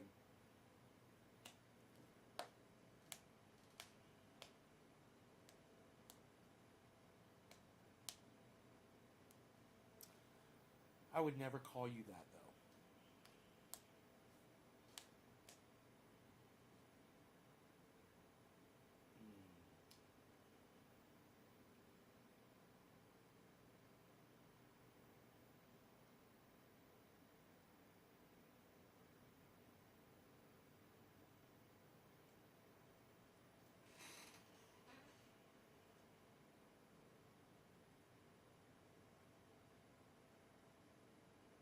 Man, I've got some giant pine trees. I was on my property walking the dog. I don't know if it was this morning or last night. And there's this one pine tree. It's right on the edge of my property. And it is so big at the base. And it's so tall. And you can't even see the top of it. You know? And I figure there's somewhere on the property I could probably stand where I could see the top of it. You know, I have to see what the top looks like. But, man, at the base, you know, I've got Douglas fir trees that are 140, 150 feet tall. They're almost 8 feet at the ground. You know, they're 6 feet at the trunk. And where the roots go down into the ground and they're still above ground from root to root, that shit's like 8 feet. They're giant trees. But the pine trees, they're not as big around, man, but they're fucking just these straight pillars. They're just so ominous looking when you look at them. They're gigantic. I've got one right here outside the house. I was just realizing this is a giant tree right outside the house, and it's nothing like that one that's back there. It's the base is nothing, and this one right here is over 100 feet tall. It's fucking nothing, man. That one back there, I don't know how tall it is, but the base, it's gotta be, I don't know, 3.5 feet or something, maybe 4 feet wide. It's a pine tree. You can't even understand. You know, it's, God, man. And then I got these giant cedar trees.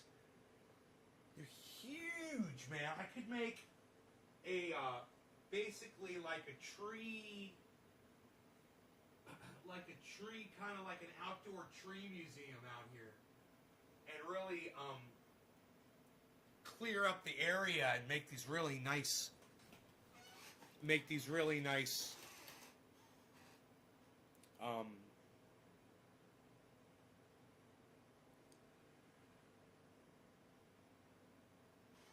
you know, sitting areas, which I've already got a few. I got these two giant Douglas firs that grow like this out of the ground, and they're both like, you know, I don't know, 80, 90 feet tall. Then they're side by side. They come up like that. And then my neighbor, on my neighbor's property, which is just 3 feet away from the fence, there's these two giant trees. And one of them broke off. The pine tree broke off, but it still goes up 30 or 40 feet. And that one was huge, right next to a fucking Douglas fir. And they both grew together. And there's this giant, I should take a photograph of that. If I haven't already, I may have already taken a photograph of it. Actually. Here, wait. That'd be so cool if I already did this.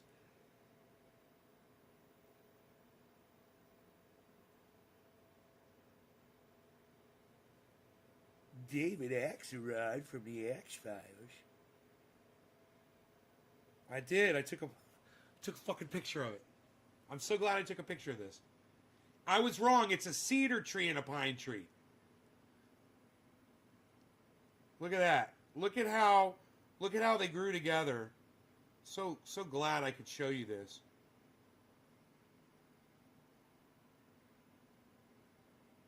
That is right on the other side of my fence. Now that pine tree is dead. It's broken off, like I said, like 30 or 40 feet up. But damn, man. Yeah, I thought that was pretty cool. I took a fucking shot of it. I got some good shots, man. I'll take some good shots from time to time. I'll take some good shots. I'll take some good shots from time to time.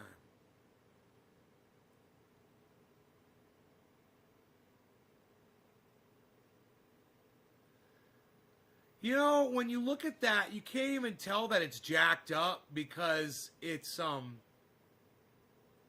tires are so fucking big. It's funny. It doesn't even look like it's lifted.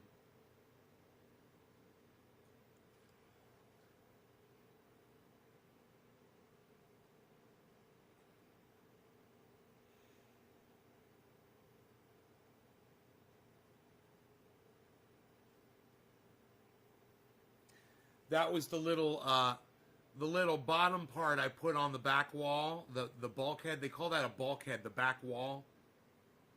And if you look down there at the bottom, you'll see a wooden strip that I screwed that in to hold the back down, so there's no air leaking in there. Ain't no air getting in there. That cabin stays nice and warm now. Turn the little heater on in there.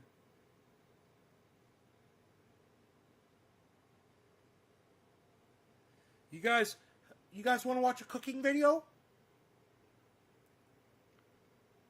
I wonder how long it is. Bottom with olive oil. Heat it up to about easiest potato pancakes ever. Get yourself some potatoes. Get yourself a cheese grater. You're going to use the large grating size. Get yourself a pan and coat the bottom with olive oil. Heat it up to about medium-high heat. So when you're grating the potatoes, you can get a device like this, which will hold the potato in place for you, so you're not risking grating your fingers, which can be really painful. Just take your device like that, and oh, my bad. Oh. There we go. Put it on there, and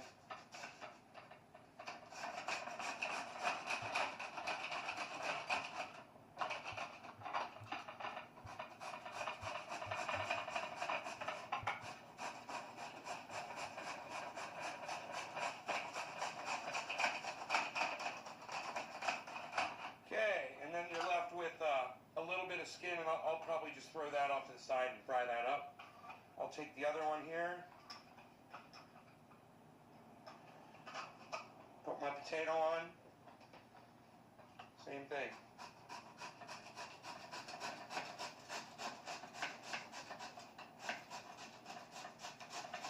Look at the consternation in his face. Look at the focus. Look at the focus. Laser-like focus on what the task at hand is.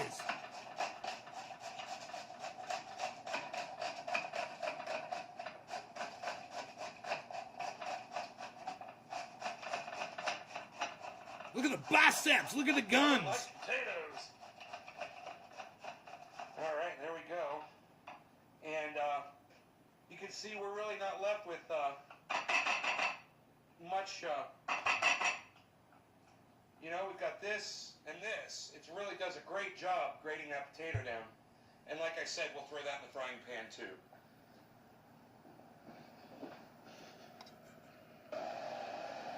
Once we've got the oil nice and hot in our pan, and I'm going to take these couple of slices of potato and just throw those down. We're going to cook those off to the side.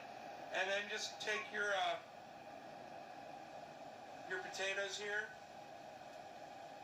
and just spread them throughout the oil in the pan evenly as you can,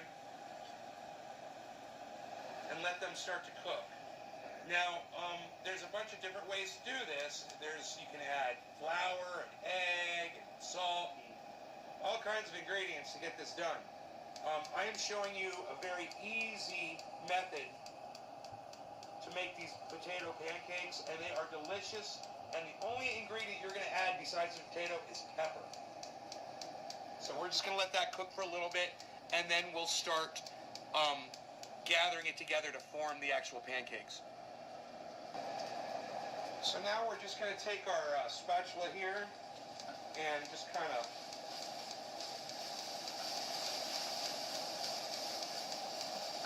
form this into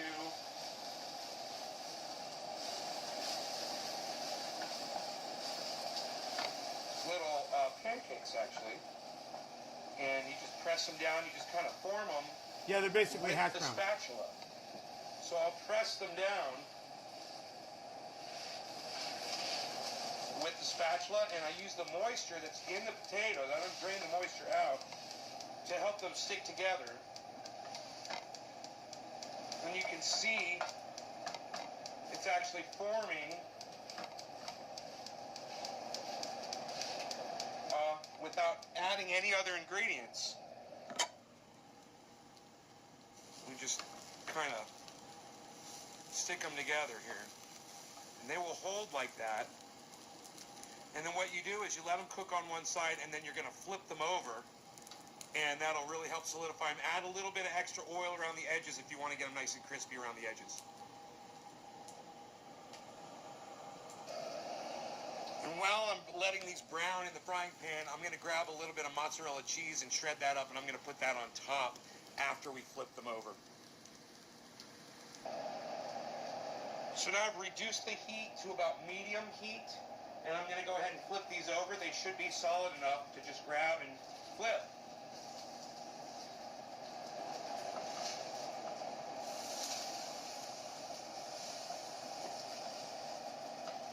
Oops. Oh, I get it. Hash browns. Now at this point I can add my mozzarella cheese on there. I've got some slices. Hey, Jinmin. Put some here. Not a bad idea to cover it. Once you do this, it'll heat it up a little bit quicker, and keep your heat at medium at this point. So I've just covered it with another frying pan, and we're just going to let that get nice and hot in there and let that cheese get nice and bubbly. We'll just take a moment here to throw our pepper on.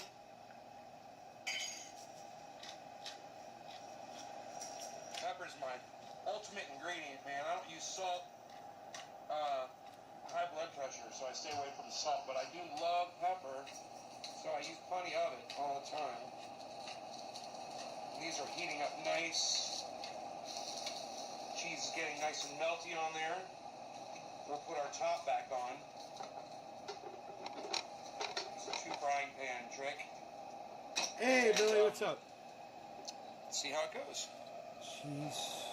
No, this Now is make sure if you want your basically cheese to hash melt browns, but faster, I'm making potato that pancakes. you shredded cheese will melt faster than just slices like I did. But you can see we're doing just fine like this. We're almost ready here, actually.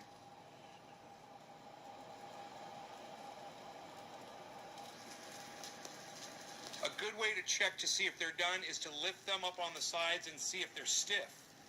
And these are still flexible, so I want them to be just a little bit more cooked than that. So I'm just going to, you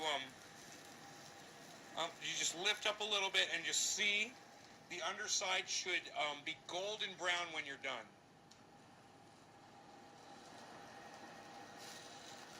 These potatoes to cook all the way through too.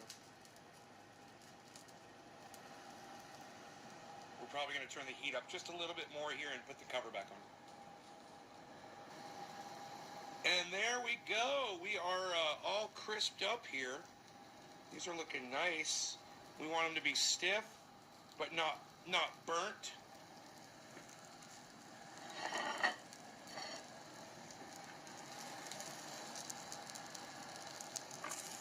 This is going to be more than enough for me, I guarantee it. 2 potatoes. 2 potatoes, mozzarella cheese, and pepper Extra onion, make sure that cooks with well. olive oil. And there you have it, guys. Really simple potato pancakes with pepper and mozzarella cheese. All you need is pepperoni, pepper, mozzarella cheese. I'll probably enjoy this with some ketchup. That's it, guys. I hope you enjoyed it. Thanks for watching naysgarden.com for all things amazing. Go to the website, check it out, guys. Thanks. Cheddar cheese? I don't know, how much salt does the mozzarella have? Man, I got a straggler. He's straggling on me. There we go. No stragglers. naysgarden.com. Check it out, guys. So maybe the cheese is why my blood pressure is so high, huh? That's where I'm getting the salt. Let me check my blood pressure right now. It's been really high. It feels like it's high right now. It feels like it's swelling up in my neck. My blood pressure.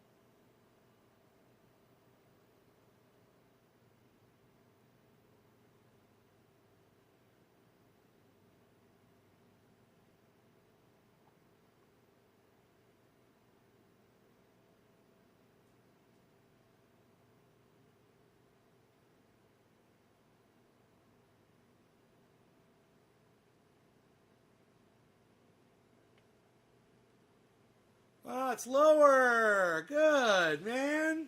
Good. It's lower than it's been. It's still high. It's still high as fuck, but it's lower than what it normally is. 135 over 94. So, cool, man. I was getting hundreds before. Now I'm at 94. So, when we can get that down lower, maybe I have to eat less mozzarella cheese. How much salt is... Okay, Google. How much sodium in a single slice of mozzarella cheese?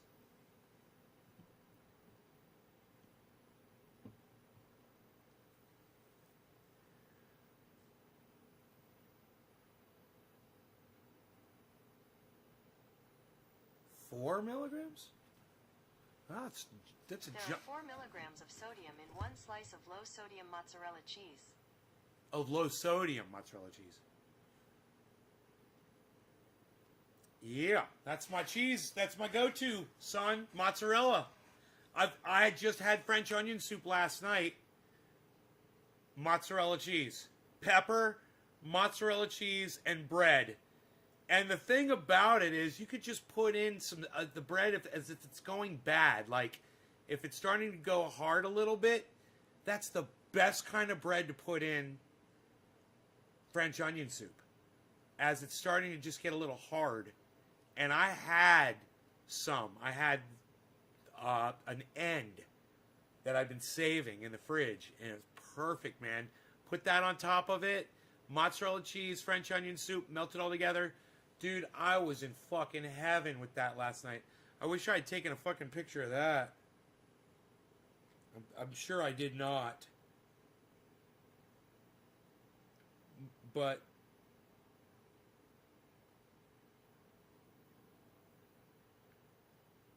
look at this. Look at this meatball sandwich that I took a picture of. Chicken meatballs. Tomato and lettuce on toast with Grey Poupon mustard all over that bitch. Oh, that was so fucking good. I'm here to tell you, it was so good. Melissa's starving. You should be fine with mozzarella. I made cheese shells with cheddar and it burned the skin out of your mouth from the salt. Yeah, I burned myself on the I burned my lip on the French onion soup. burned it bad. I was like, got a welt, but it goes away quick. You know, it's gone now. I can still feel where it was.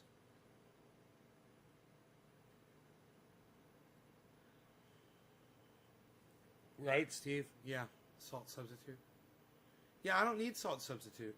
Fuck it. I use garlic, pepper, oregano. I'm fine. I don't need salt.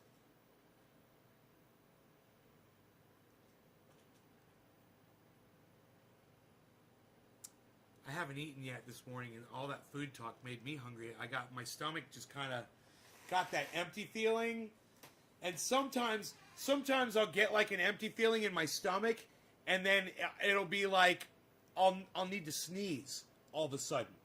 I call them hunger sneezes. Isn't that weird?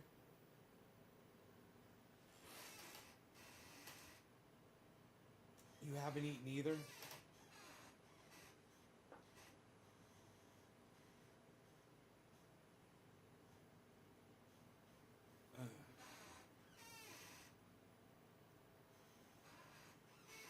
You and I should have breakfast together, honey.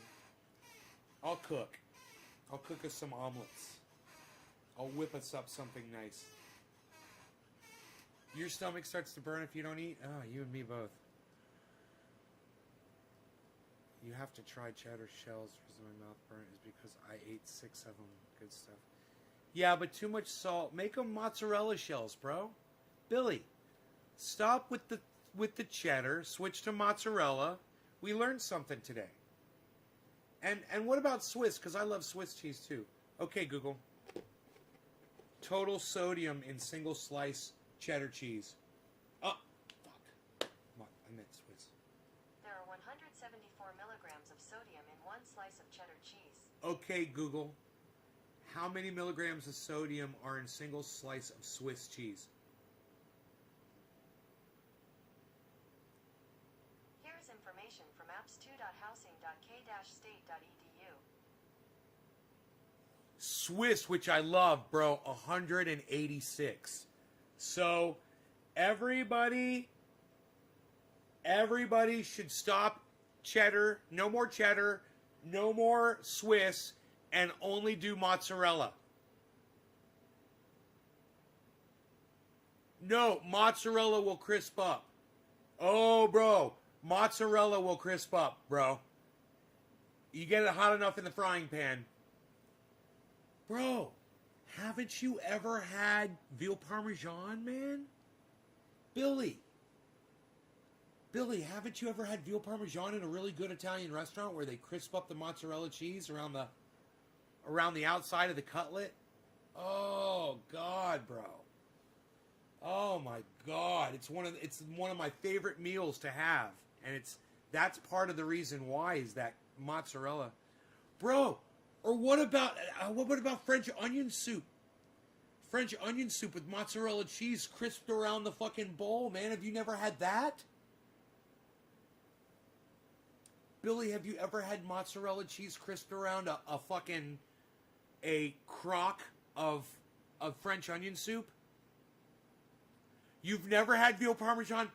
Oh my God. Bro, have you ever had French onion soup? With mozzarella melted around the outside and bread, soaked bread inside it? In a crock? Oh my God, Billy. Bro, this is what I recommend you do. Find not the nicest Italian restaurant because they get a little overboard with trying to be different. Find a really good Italian restaurant in town, bro, and get yourself a veal parmesan. Okay? Get yourself a fucking veal parmesan. Deliver it, get it, to go, and take it home and eat that motherfucker. Now, as far as French onion soup goes, you can make it at home. It's really easy. You might already have the ingredients at home. You only need 3 fucking things. You only need a can of Campbell's onion soup, which most people have in their Because, you use onion soup for so many different things. A single can of onion soup, bro. I recommend 2 big, thick slices of mozzarella cheese. I mean, you got to go crazy on the mozzarella if you want to do it right. And the end of a loaf of bread, preferably that's starting to go stale. And the best kind of bread, in my opinion, would be like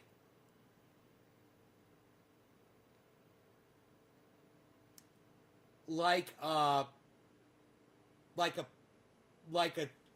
Texas toast or a white, even a white bread, or I'm thinking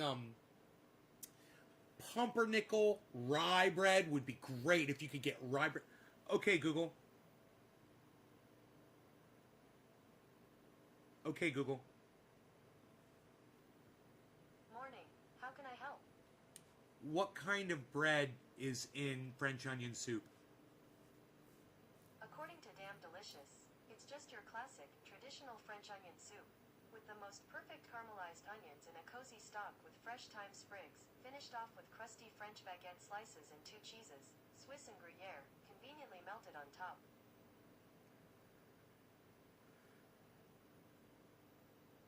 A crusty French baguette. Any kind of bread will do. And I'm telling you, bro, when the bread mixes with the cheese, and so you melt the cheese inside the soup, and you get cheese around the outside if you have a crock, which most people don't have crocks at home. But you literally take mozzarella cheese, bro, you drape around the outside, and you put it in the oven at like 500 degrees, and you just put it under the, what do they call that? The broiler? You broil it for just a minute or 2, bro, and just melt that mozzarella cheese. Oh my God.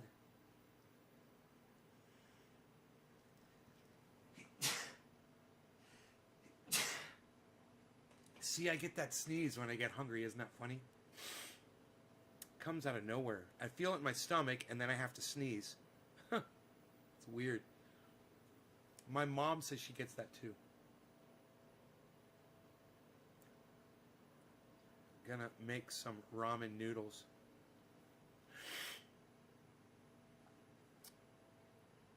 Thank you, Melissa, honey. You're so sweet and thoughtful.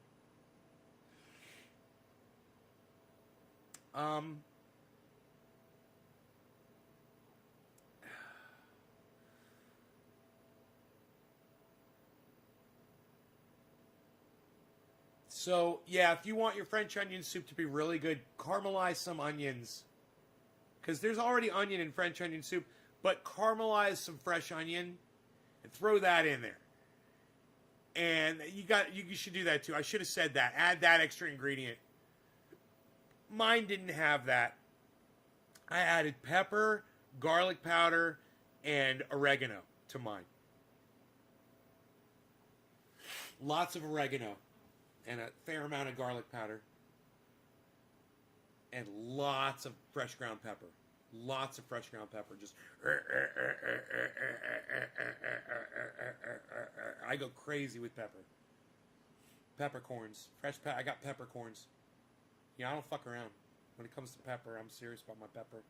I'm a pepper aficionado, you could say. I like my peppercorns. I like to grind them up. Put a little pepper on it. I'm going to have myself a bagel if I have one left in the refrigerator. Maybe some toast or something. Maybe throw some eggs on. Maybe an omelet. Maybe give my dog an eggie. He likes eggies. Eggies. Don't you, buddy?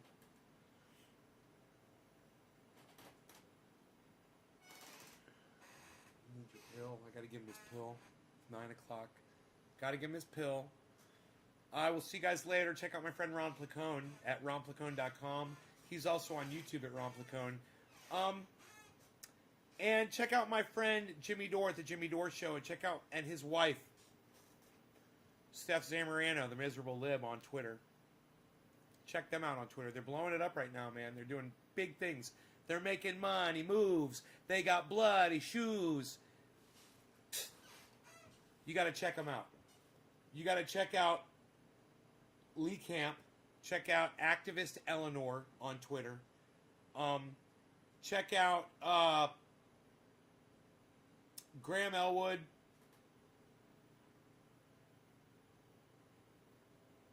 That's the family right there, for the most part. Lee Camp, Activist Eleanor, Miserable Lib, Jimmy Dore, Ron Placone, Graham Elwood, Graham Elwood, Graham Elwood, Lee Camp, Graham Elwood, Graham Elwood. Lee Camp and Graham Elwood have government secrets. So check out that podcast on YouTube. It's fantastic. They're hilarious. All right, I'll keep that in mind, Billy. You guys take care. Love y'all. And I will see you on the next live stream this afternoon. You know, maybe around 1 o'clock, maybe around 4 o'clock. Who knows? Maybe in between. Make sure you're following me on all forms, sources, and sorts of social media. And, hey, if you guys want to have some fun, go to naysgarden.com and go check out some of the interviews. Like, go check out the 4-minute interview, the 4-minute spot that Jimmy Dore did on my show, or check out the interviews with his wife, Steph Zamorano, or his comedy writer, Ron Placone, Graham Elwood, and so many more. So many more awesome people that I've interviewed on this show. And you can go watch that all for free at naysgarden.com. And there's so much more information there for you for free as well. Click the link, how to grow 4 pounds. At the top of the page, it says grow 4 pounds. Click that link and learn how to grow 4 pounds on a plant outside. All right, love you guys. Take care. Bye, y'all.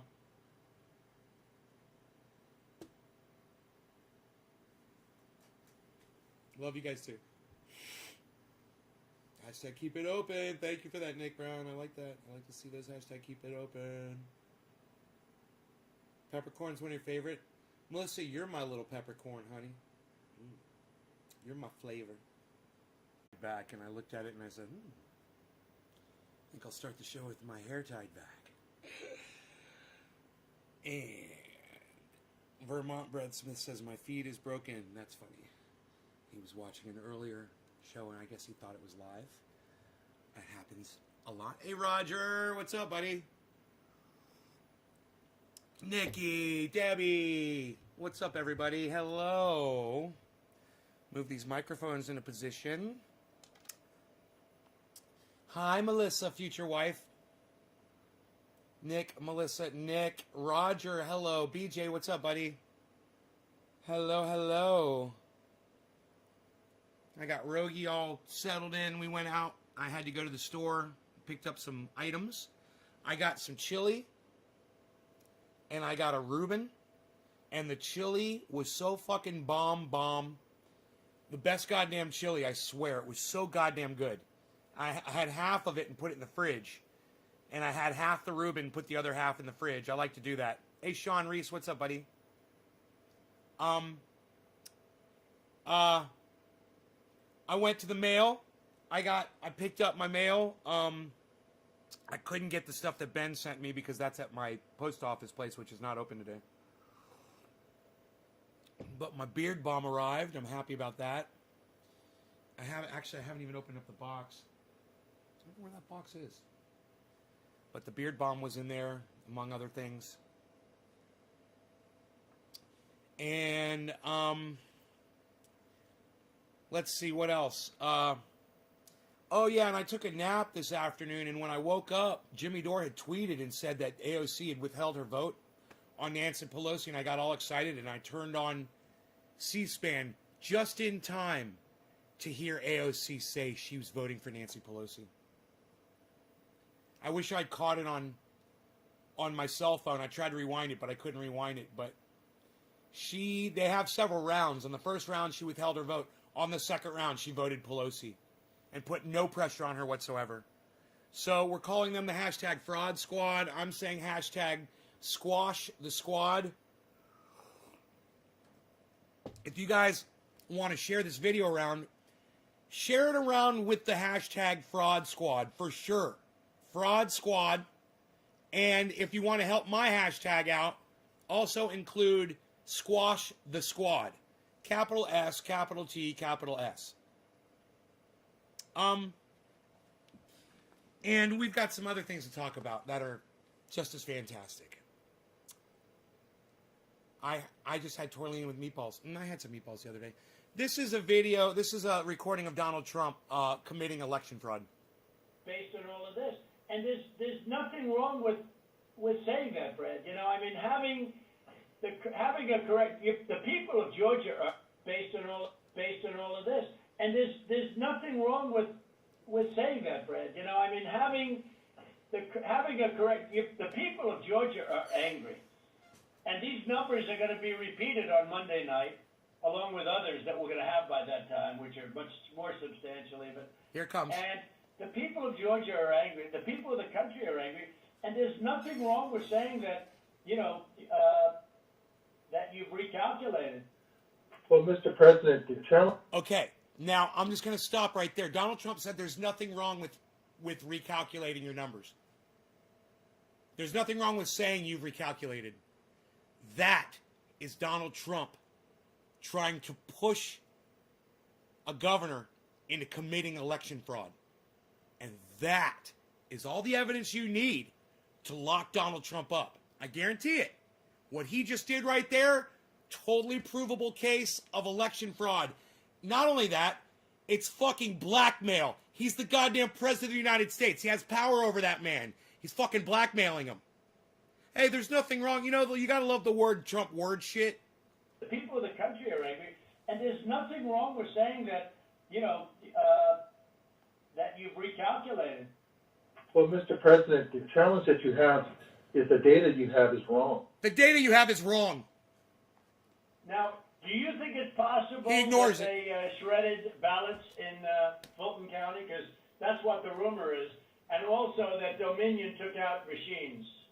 That Dominion is really moving fast to get rid of their Sounds like H.A. Goodman. machinery. Do you know anything about that? Because that's illegal. This is Ryan Germany. No, Dominion has not moved any machinery out of Fulton County. We're having. Well, but You're like, no. He's like, have you heard about them doing the machines? And he's like, no, we haven't. It's all bullshit. It's all bullshit. And the people, Donald Trump, that you trust to give you this information, well, they're liars just like you are. And now you look like a fool. Not only that, but all your stupid little lying games, they're going to end you up in prison, bro. But have they moved? And that makes me happy. Have they moved the inner parts of the machines and replaced them with other parts? No, No. You sure, No. Brian? I'm sure. I'm sure. No. You're an idiot. And an asshole. You should lost. want to have an accurate election. And you're a Republican. Did you hear what he just We told believe him? that we do have an accurate election. Did you hear what he just told him? You're a Republican. You should want to have an accurate election. You should want to have an accurate election. You should want to have an accurate election. Are you fucking kidding me? You should want to have an accurate election? Dude, what hypocrisy. He's literally on the phone trying to have an inaccurate election, telling the guy that he wants to lie about the fucking votes, that he should want to have an accurate election. I mean, if that doesn't just make your fucking brain melt out of your skulls, nothing will. 2020 has destroyed you. You're broken if you're not seeing this, if you're not getting this. And what I can't believe is that my chat's not exploding right now with people going, God, Donald Trump is a douchebag. But I guess you guys love Donald Trump. Huh? You got nothing to say about any of this? God, and look, everybody just starts leaving. Wow, my audience, they're so fucking supportive. And you're a Republican. We believe that we do have an accurate election. 12 viewers, great. No, you don't. No, you don't. You don't have. Not even close. You're off by hundreds of thousands of votes. You know what they did, and you're not reporting it. That's a criminal offense, and you can't let that happen. That's a big risk to you and to Ryan, your lawyers. That's a big risk. But they are shredding ballots, in my opinion. I'm going to just guess and say that half of my viewers are Trump supporters just now, and they got butthurt and left because they didn't want to hear this. But let me tell you something. This is what Donald Trump, your dear leader, said, and this is what he's doing. And you now watching my show isn't going to not make it fucking true. You fucking pussy motherfuckers. Based on what I've heard, and they are removing machinery, and they're moving it as fast as they can, both of which are criminal fines, and you can't let it happen, and you are letting it happen. He's not toying. I'm notifying you that He's not toying with that guy. He's telling him exactly what he wants, and he's not getting it. And the other guy is toying with Trump. You've got it completely backwards, man. You've got a skewed perception of what you're listening to. This is Donald Trump begging and pleading, being desperate. And if you can't recognize that, you're a fool. All right? This isn't Trump manipulating anybody. you're letting it happen. So, look, all I want to do is this. I just want to find 11,780 votes, which is one more than we have, because we won the state. He just wants to find 11,000 votes. He just wants to find them magically. Which is one more than we have. I want to find, are letting it happen. You know, I mean, I'm notifying you that you're letting it happen. I'm notifying you. So, look, all I want to do is this. Like he's got some kind of presidential power that means that if he notifies you, then that makes it factual. I'm notifying you that this is what's happening. And the guy's just laughing at Trump. And you think Trump is toying with that guy? You idiot. I just want to find 11,780 votes, which is one more than we have. Ganji, you have a misconception of what you're listening to. You sound like a moron. Just shut up, man. People like you shouldn't participate in the conversation because you're misrepresenting facts. All right? And just you typing a bunch of words with what you're perceiving, that's not improving the situation in my podcast. It's making you look like a fucking idiot. Just shut the fuck up, dude. You don't get what's going on here. You're not listening to the words that are being said. Because we won the state. So tell me, Brad, what are we going to do? We won the election, and it's not fair to take it away from us like this. It's not fair. I want to hear him say it's not fair. Oh, I want to hear Mr. fucking toying with the man on the phone say it's not fair. In many ways. It's not we fair. won the election, and it's not fair. And what are we going to do? It's not we fair. won the election, and it's not fair to. We won the election, and it's not fair to. And it's not fair to. And it's not fair. And it's not fair. And it's not fair. And it's not fair. And it's not fair. Yeah, that's Donald Trump toying with the guy on the phone saying, it's not fair. God, you're a fucking moron. You're an idiot. To take it away from us like this. And it's going to be very costly. Well, Ganji, you're a fucking idiot. You're not even listening. I'm just going to block you from my live stream because you're a fucking moron.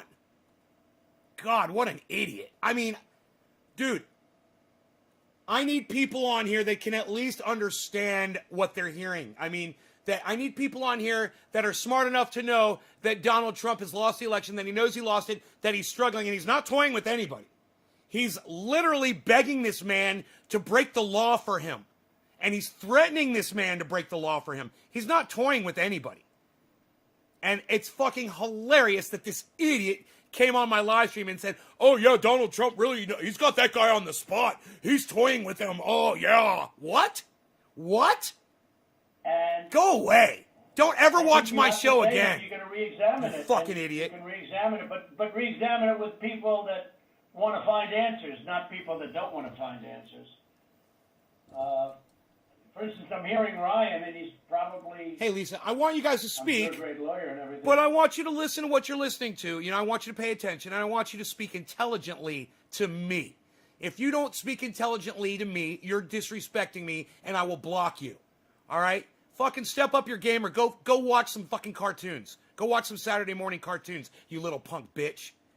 But he's making statements about those ballots that he doesn't know. But he's making them with such... He did make them with surety, but now I think he's less sure, because the answer is they all went to Biden. And that alone wins us the election by a lot. Right. You know? By a lot. Mr. President, you have people that submit information. Nick Brown, thank you. Are you still here, Nick? We have our people that submit information. Thank and you. then it comes before the court. And the court then Cheers, Nick. has to make a determination. We have to stand by our numbers. We believe our numbers are right.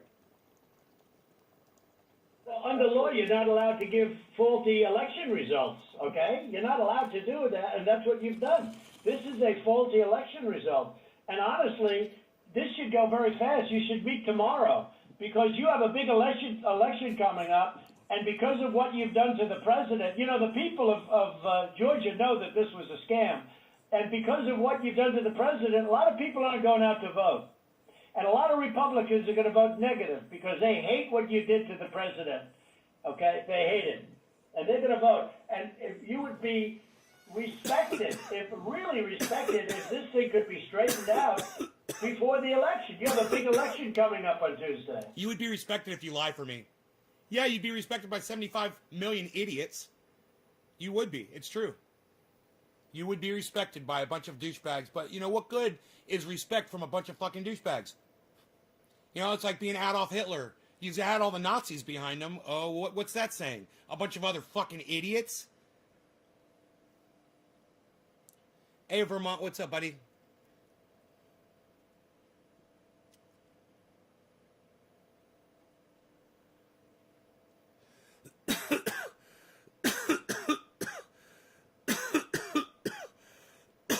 Man, the only people who see my tweets are people that follow me.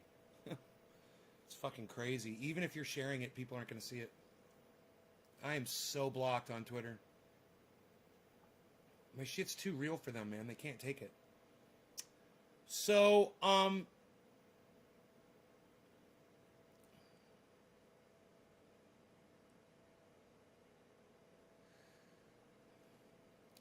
Richard Wagner, very good. Yes, sold. Sold out.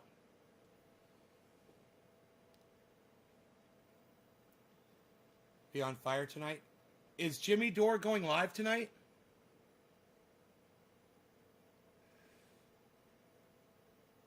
Canador followed me back, everybody. Awesome. I wonder if Canador will send me a fucking Canador. I would love to have one. I love wooden boxes. I was wondering if they were ever going to follow me back.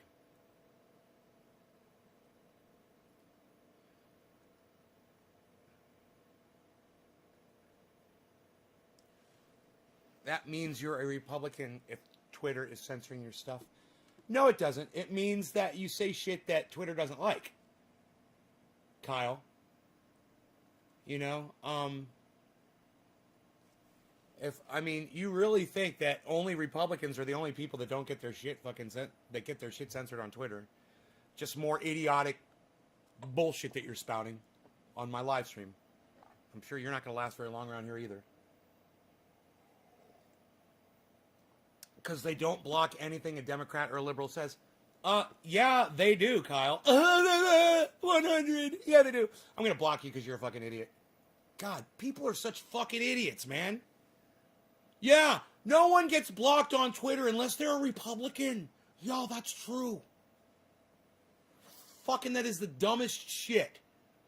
When people come on here and say stupid shit, I'm going to block you. When you say something that's not true, I'm going to block you. And I'm going to call you a fucking cunt.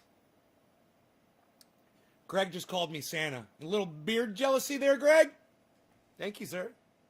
Thank you so much. I like it. What's the matter, man? You don't have the follicles? You not have the follicles? Is that the problem? You don't have the full face of follicles?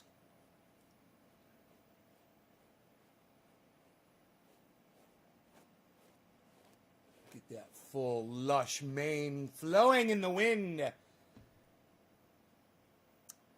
No soup for you, Kyle. Goddamn right, Rob McNeil. No soup for you. No soup for you. I like the way he'd shake when he'd say, no soup for you. No soup for you. Oh. I'm not that hard to figure out. Just ask Nick Brown. You know, he's pretty much got me figured out. He's sitting here all day. He's chatting with me all day. There he is right there. He's talking right now. See, he's chatting all day. He's not getting blocked. You know, just don't come in here and don't disrespect yourselves. All right? Don't respect my audience. Don't disrespect me. And that's the easiest fucking rule in the world to follow right there, man. You know, I'm the disrespecter. It's my live stream. I'm the one that gets to call people cunts.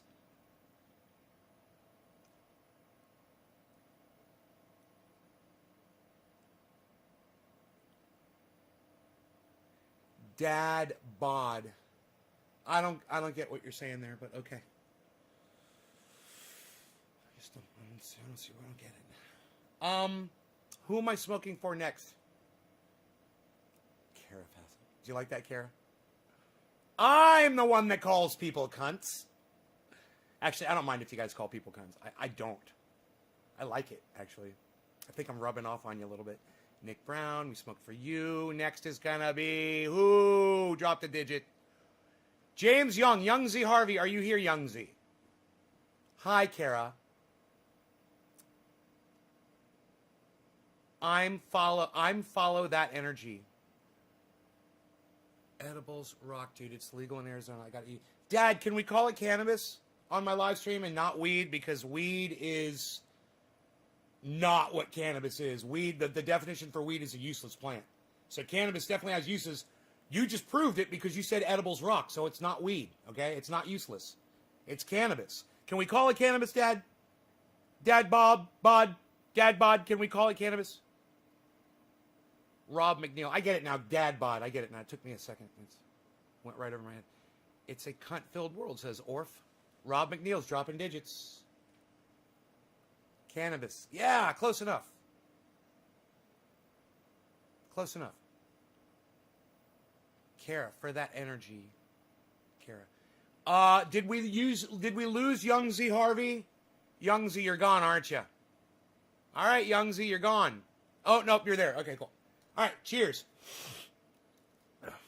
Cheers to Young Z. We'll call this one 420 for Young Z. Gets the 420. Congratulations, Young Z. Cheers. The triage oil. Can you put that on a heat rash? Yes, you can. You can put it on anything. You can put it on wide open wounds that are gushing blood. You can put triage oil right inside your body. It's okay. It's not going to hurt anything.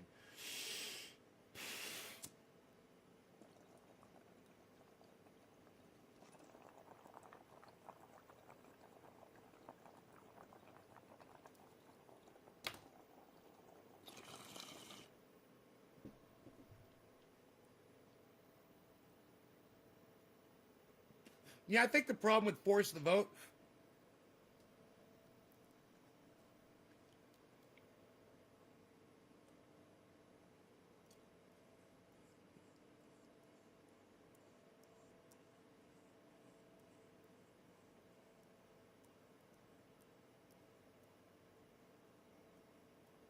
Hey everybody, Nate from Nate's Garden here. NatesGarden.com. I think the problem with force the vote was the song. Now, it wasn't a bad song. In fact, it got stuck in my head. Force the vote. It's good. You gotta wanna force the vote now. Force the vote. Great catchy tune. Love it. Nothing bad about the song at all. I wouldn't say do away with it, but I think that the movement lacked a better song.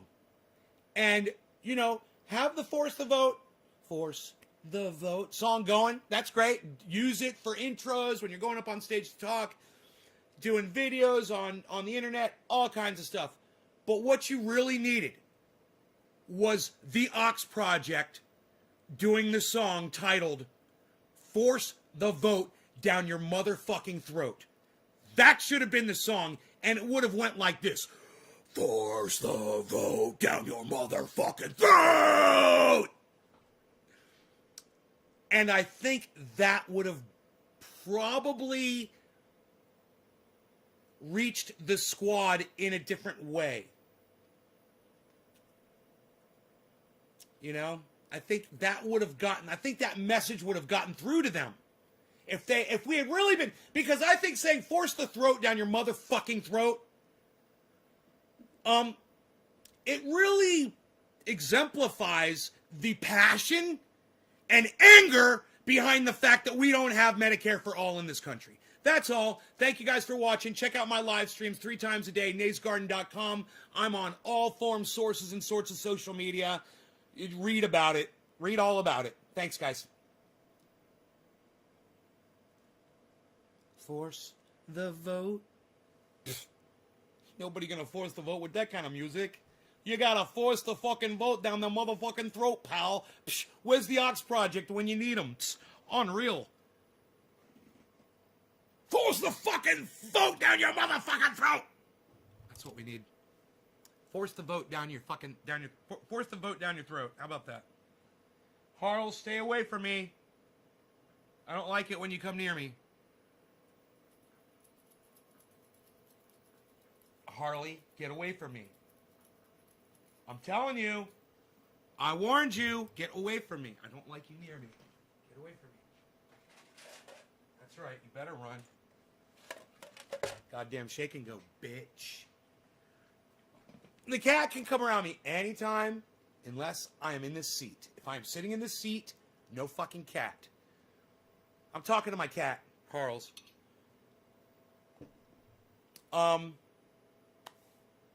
Yeah, because, you know, he comes up to my chair and he fucking puts his claws in it and he shreds it. He's like, I had to teach him a lesson. You know, a little shake and go goes a long way. You get, a metal tin, fill it with metalish objects, give it a good shake, keep your finger on the lid when you do it, give it a good rat-a-tat-tat, and bye-bye, kitty cat. That's all I need. So, where are we going with this? What are we doing? So, we need to force the throat down your motherfucking throat. Force the vote down your throat. I thought of this the other day because it was a hell of a movement, force the vote. And I say this in the past tense because, the narrative seemed to be, if not now, then when, and I don't know when the next opportunity is that we have during this fucking pandemic to put a vote on the floor for Medicare for all. It was under my impression that the opportunity doesn't just pop up every fucking day. You can't just throw bills down on the floor all the time. I don't know. I guess they have to go in session, and that's only certain times, and it has to be scheduled in, and you've got a whole bunch of other bills that are in front of yours, and, it probably takes months or maybe years. I don't know. But when they said we literally could have done it today, and all AOC would have had to do was just show a little bit of courage, like she claimed she had, and she did the soundbite in hopes that people would see that she stood up to Nancy Pelosi for the first round of votes, and I saw that, and her little shenanigans worked. AOC's little ploy worked, because I woke up out of a dead sleep, checked my phone, and Jimmy Dore himself had tweeted that AOC had refused the vote on Nancy Pelosi. I was so excited I was going to go live. I was like, I can't wait to go live. I was getting ready to go live. I was checking Twitter, and I was like, man, I need to pull up what's going on. I need to pull up what's going on C-SPAN so I can hear what's going on. I pull up C-SPAN, and they're reading votes. They go through 3 people, and the third one is AOC, and they go, Ocasio-Cortez? And she goes, Nancy Pelosi for speaker. And I'm like, motherfucker! So I got right on Twitter. It was right at the time that it happened. And I typed the time, and I said, it was live on TV.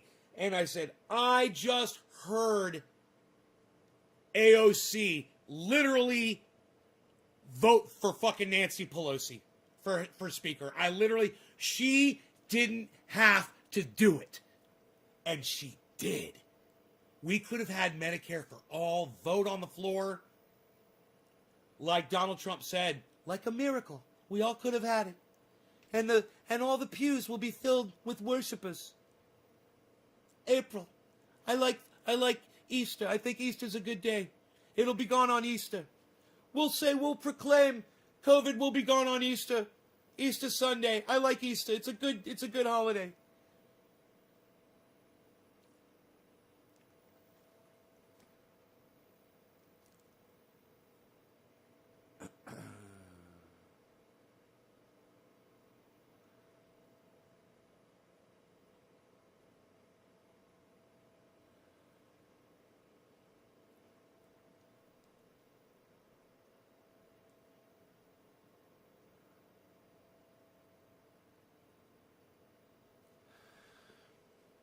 Karen, I don't understand why you didn't hear my answer to your question. Yes, you could put triage oil on heat rash. You could put it on open wounds in your body. Did you not hear me say that?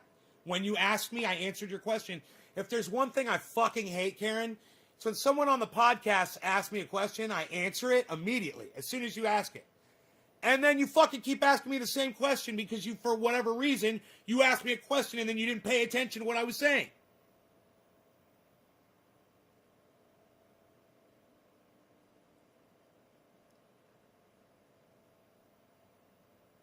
Get with me. Let me know.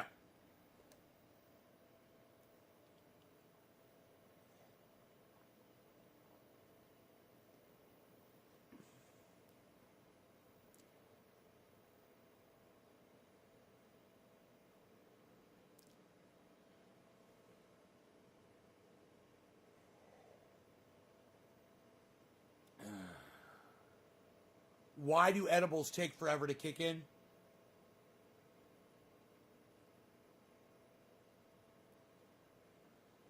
It's a good question. It's you know what? It's funny the distribution of THC through your body because you get a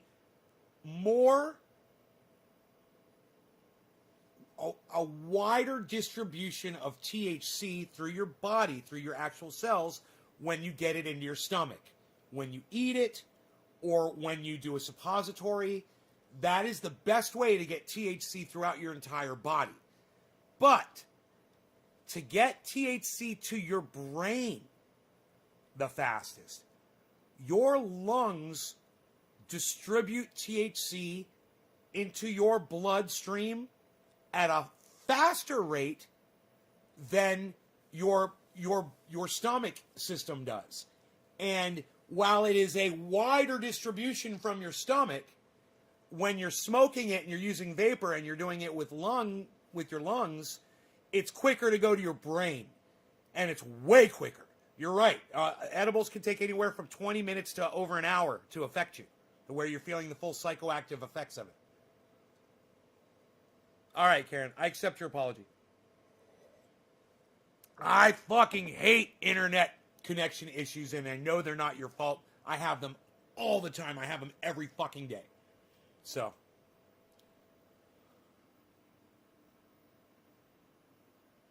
And it drives me crazy, Karen, that you didn't know the answer to that fucking question. You know, that was really the thing that pissed me off more with the fact that you asked me twice, was the fact that I've literally said on this show numerous times, you could put fucking triage oil on every part of your body except avoid your eyes. That's it. You could put it inside open wounds. You know, if you have a cut that's bleeding, you can rub it right into the cut, and the pain goes away. It'll still be bleeding, and you'll be looking at it bleeding, and it won't be hurting anymore. And you'll be like, God, I feel like goddamn Superman. I could go back to what I was doing. Will it burn? It'll tingle. And depending on what your level of pain perception is, I don't know if you would consider it burning, Karen, because I certainly don't. And we've literally had audience members say that they put it on their assholes for various reasons, and they were fine.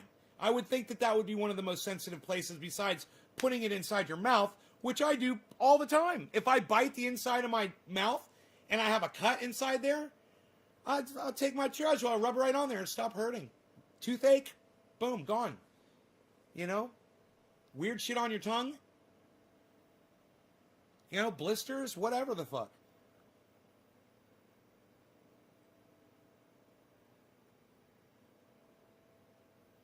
Right on, Dad Bod. You talk a lot. I like you. I like you a lot. I like that you express yourself well through words, man. It's good. You type it out.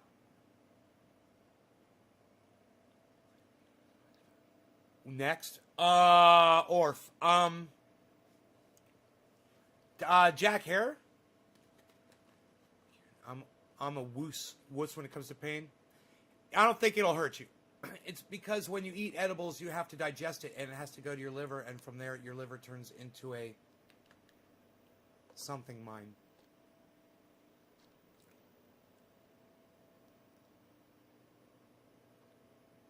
Or turns it into dopamine? Is that what you're trying to say?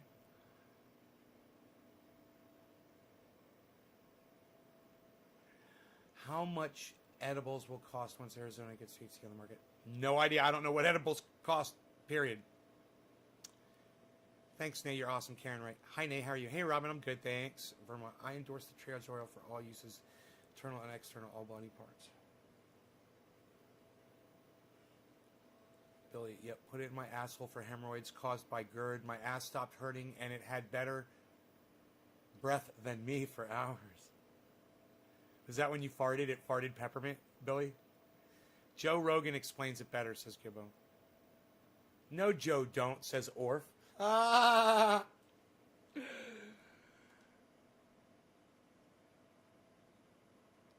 Your digestive tract is a much better way to distribute THC throughout your body. It's medically speaking, if you're trying to get to some cancer or something somewhere in your body, that is the way you're going to want to distribute it. Okay? But if you want to get high quick, smoking it's the way to go. That's all. If Joe Rogan explains it better than me, then go watch fucking Joe Rogan. That's how I explain it. Young Zer.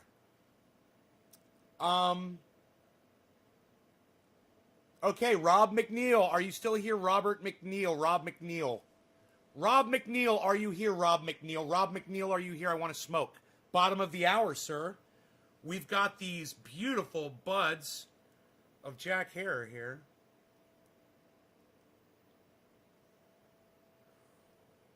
Oh, that is beautiful.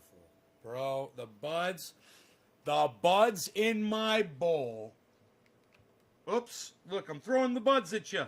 Look at this. I'm throwing the buds at you. Oops, look at that. Hold on, wait for it to focus here, folks. Focus.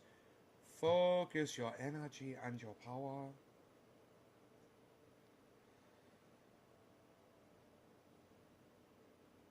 There we go. Oh, flower, the little buds that we're smoking today are Jack Hare. The beautiful Jack Hare buds brought to you by Nay's Garden at naysgarden.com. When I eat edibles, I listen to random ass music and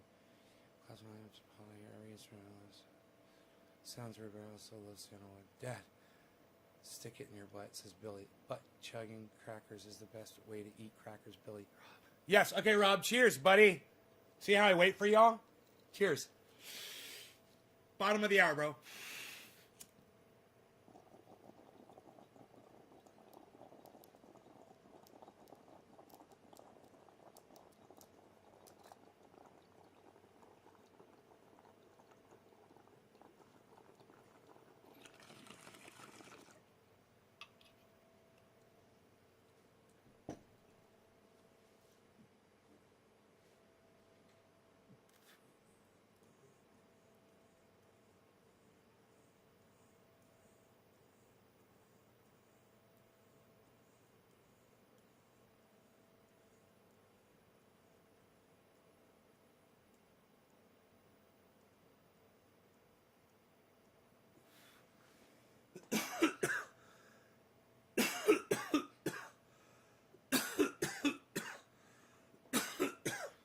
Hell yeah, Orf. Jack Hare is good cannabis. Thank you for talking, Orf. I see you're trying, bro. I love it. You're helping my chat scroll along, man, and I can tell. Yes, Jack Hare. And Jack Hare is the guy who wrote the book, The Emperor Wears No Clothes. And the book, The Emperor Wears No Clothes, in detail describes the history of the banning of cannabis, the use of the words that helped get it banned, and the people behind it and the reasons that they did what they did. And just because they had reasons doesn't mean it was a good thing. It wasn't. It was a horrible thing they did. They've caused millions of people to suffer over their greed and ignorance. And that book, it says it so beautifully. It's got it. And you can have access to that book for free, all of you. Whether you have a smartphone or a computer, you go to jackherer.com, H-E-R-E-R, and click on the Emperor link. It's all free, and you can read the entire book. All the information is right there for free. jackherer.com, the Emperor link, to read the whole book. You learn about hemp, learn about all the uses of hemp. You can learn about the people that did what they did and how the government was involved and how they singled out races like Mexicans and blacks. And they said that black people and Mexicans were raping white women. They said that children were getting on cannabis and they were calling it marijuana and the devil's weed and devil's lettuce and reefer madness. They were suffering from reefer madness, and they would take an axe and they would go axe murder their entire family. And William Randolph Hearst would put that in his newspapers. It was the largest newspaper all over the United States. It was going everywhere. That's how people got their news. And he got to spin his narrative and tell his lies. And by 1937, him and Harry Anslinger and DuPont and others worked together to have the United States federal government ban cannabis. And it's been banned ever since, and it still is to this day from what they did. And when you use their words, you perpetuate their lie. You perpetuate their bullshit.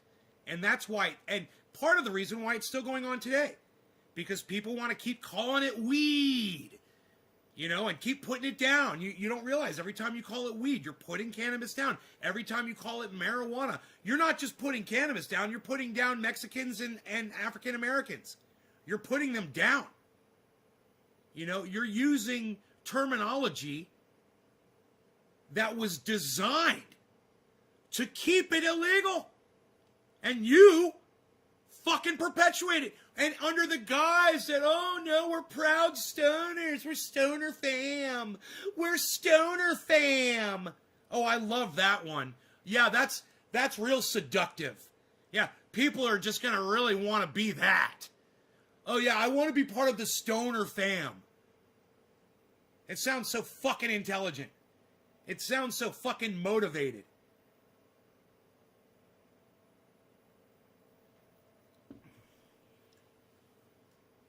But, the dumb shit is the shit that always seems to succeed. The stupidest, dumbest shit it always seems to be the stuff. That's what's fucking popular. And it blows my mind, but at the same time, I realize we really, as human beings, when people want to say, we're all human, you know what? It's almost like we're different fucking levels of humanity. And I'm just talking about your ability to understand shit or not perceive reality. And it's like there's, kind of like there was like Cro-Magnon, there was like different levels of apes before there were humans.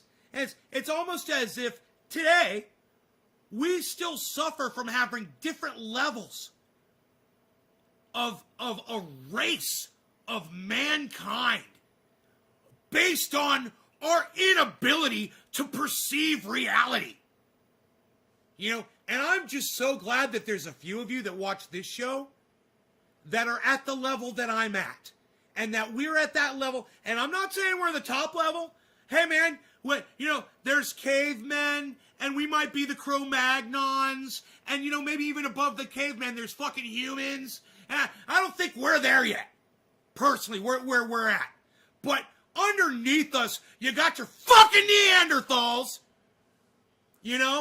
And for some reason, they can't seem to just perceive reality. Why is it so hard to perceive reality? Hence the movie Idiocracy. And I think of the movie Idiocracy, and it completes this sentence. It completes this thought that I am sharing with you right now. And now would be the time that we would cue the movie up and watch Idiocracy, the whole movie, from start to finish. And let me tell you something. The first fucking 10 minutes of that movie explains it all. If you can watch... And you know what? I think that if I play it backwards and fast, we might be able to watch it. Let's do it. Let's do it. Let's do it. And you guys that have not seen Idiocracy... we're gonna watch the beginning of it. If you don't want to see the beginning of Idiocracy for whatever reason, leave right now. But I think you have a lot to benefit.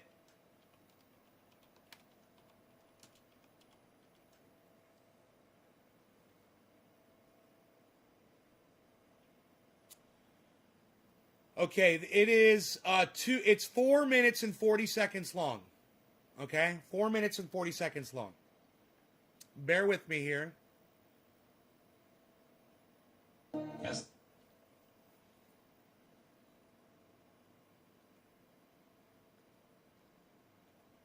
I'm excited for you guys that have not seen this. Because like I said, now would be the time to cue this intro. Let's fucking cue it up, son. You guys are going to be like, okay. And those of you who have not seen this, you're going to be like, now everything that Nay has said makes perfect and total sense. Okay. So we flipped it over backwards. Let's hope we can get away with this. It's sped up. As the 21st century began, human evolution was at a turning point. Natural selection, the process by which the strongest, the smartest, the fastest reproduced in greater numbers than the rest. A process which had once favored the noblest traits of man, now began to favor different traits. Most science fiction of the day predicted a future that was more civilized and more intelligent. But as time went on, things seemed to be heading in the opposite direction, a dumbing down. How did this happen? Evolution does not necessarily reward intelligence. With no natural predators to thin the herd, it began to simply reward those who reproduced the most and left the intelligent to become an endangered species. Having kids is such an important decision. You're just waiting for the right time. It's not something you want to rush into. Karen, cheers, Karen. This one's for you. Quarter of the hour. Pregnant again! I got too many damn kids. I thought you was on the pill or some shit. Hell no! That's the thing with Brittany! No, you. There's no way we can have a child now. Not with the market the way it is, no.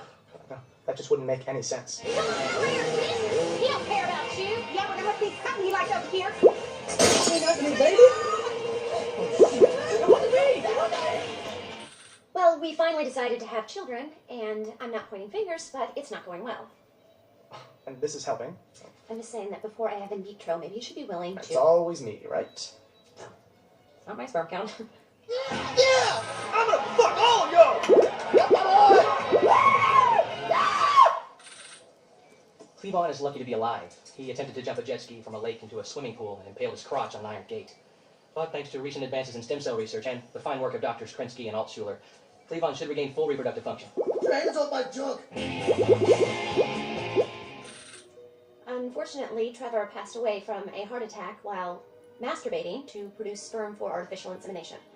But I have some eggs frozen, So just as soon as the right guy comes along. And so it went for generations, although few, if any, seemed to notice. At the dawn of the 21st century, the Army began a top-secret experiment. Meet Joe Bowers, our first subject for the human hibernation experiment. As you know, this is highly classified. However, if successful, we believe humans can be stored indefinitely. However, the trial run was prone to human error. See you in a year.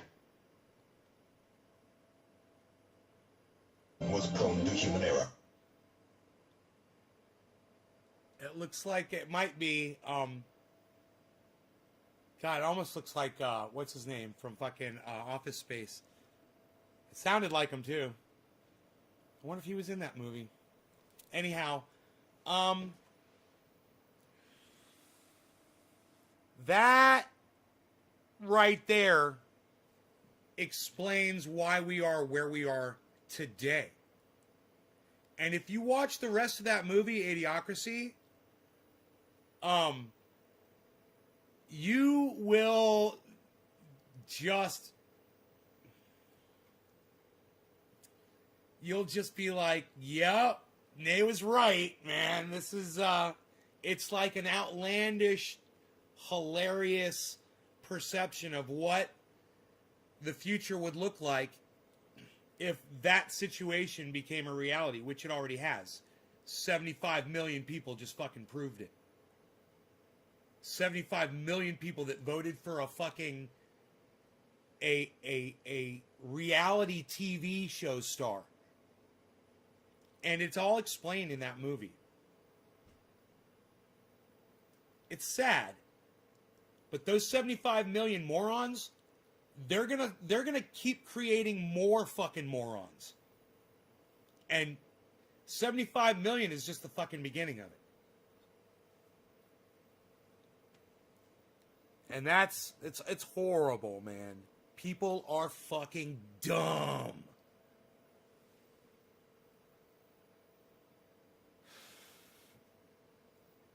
I mean, I hope that every single person that voted for Joe Biden to vote against Donald Trump feels like they had to sacrifice a part of themselves in order to do it. I hope they all felt that way. Of course, you know, I wouldn't have been able to fucking sleep at night or look myself in the mirror had I participated in that fucking election. That's all I'm saying, and I didn't. So when Biden starts fucking everybody, and he's already started with Mitch McConnell not giving you your $2,000. That's his buddy. All you had to do is make a phone call and say, dude, we got to give these people $2,000. Fuck, let's give them $4,000.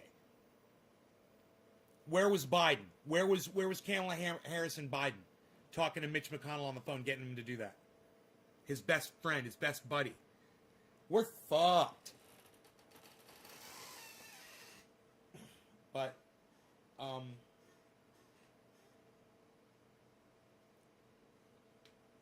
right, Karen. I can't believe you didn't put it on sooner. I told you, put it on any part of your body, anytime, except your eyes. Don't put it in your eyes. All right? Do not put triage oil in your eyes. All boxes are out today. They will be tracked tomorrow. If tomorrow's not a holiday, another fucking holiday.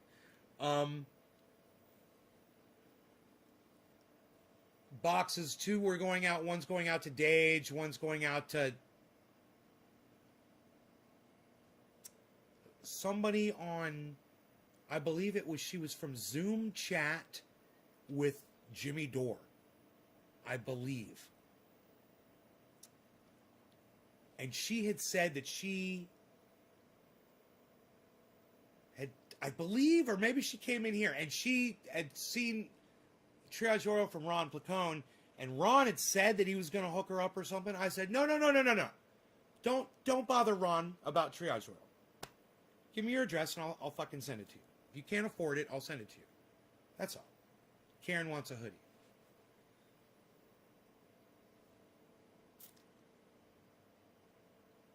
If you wash the hoodies, you got to wash them inside out and try to rarely wash them. If you can never wash them, hand wash them, I would recommend. And they'll last a long, long time if you do that. You know, I take mine out in the rain. I'm out in the woods. Sometimes I do shit, you know, like get a little dirty, walking the dog, or falling over in the mud. They've served me well and kept me warm, and I have slept on airplanes wearing them. They are comfortable. They really are. And you know, you always got me right there. You always got me hanging out with you right there. Doesn't that make you feel good? I'll rock a hoodie, son, says Nick.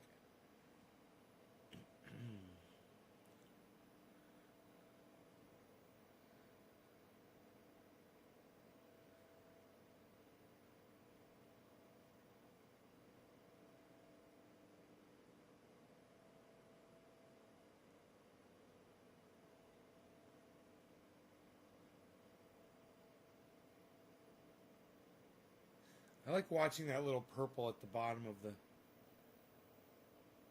screen. Where it's, I don't know, I'm like watching this right here where it's like shh. Right there.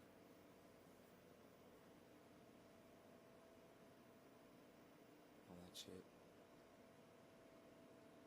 Is that the only, that's weird that that's the only place on the whole screen. I guess it's just that one thing that's doing it. It's so weird. I guess I could turn it off if I wanted to. You on me in that hoodie, says Karen McCollum. Oh man.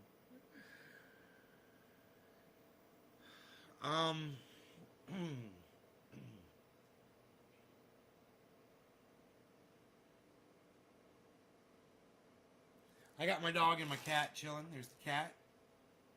There's the dog. Dog. Cat. Cat. Dog.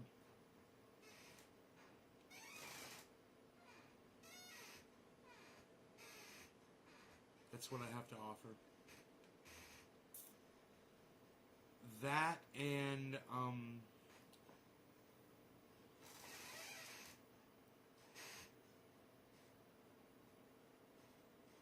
I mean, for the people who didn't understand that intro to Idiocracy, it was basically they're just saying that intelligent people are refusing to have children because look at what the world is, and dumb people are having more children, and that's why we have Donald Trump.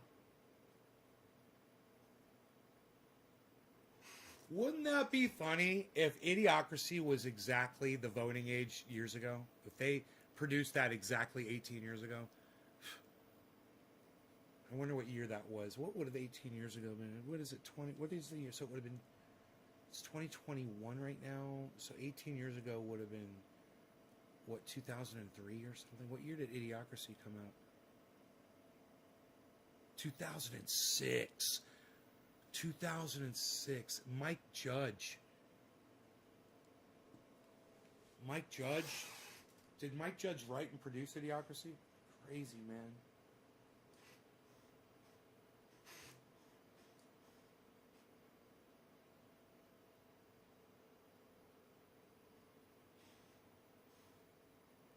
You know, basically, anybody that watched The Apprentice with Donald Trump, I think you're a fucking idiot, okay? You're getting enjoyment out of watching people get their jobs taken away from them. You know, they're getting fired, and you're getting enjoyment out of it. There's literally a show on Idiocracy. It's just a guy getting kicked in the balls. To me, it's the exact same thing. And people are getting entertainment out of that. Watching somebody get kicked in the balls. It's like figuratively watching Donald Trump fire somebody. Right? You get that? You see the correlation there? So basically, if you're a fan of reality TV and you like watching people lose, you like watching people get eliminated, and you get some kind of satisfaction out of that, you're the problem. You're the fucking problem.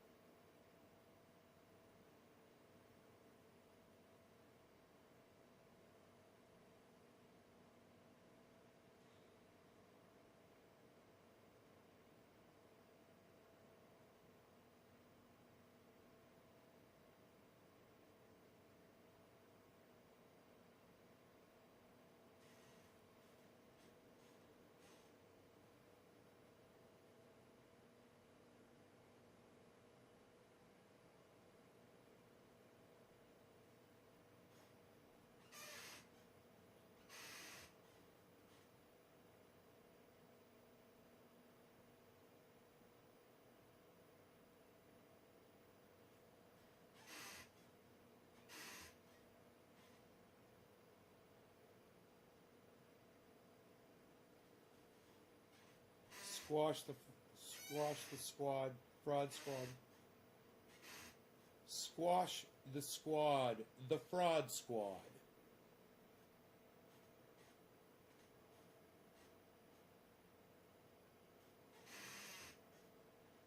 Force the vote down AOC's throat because she's a goat.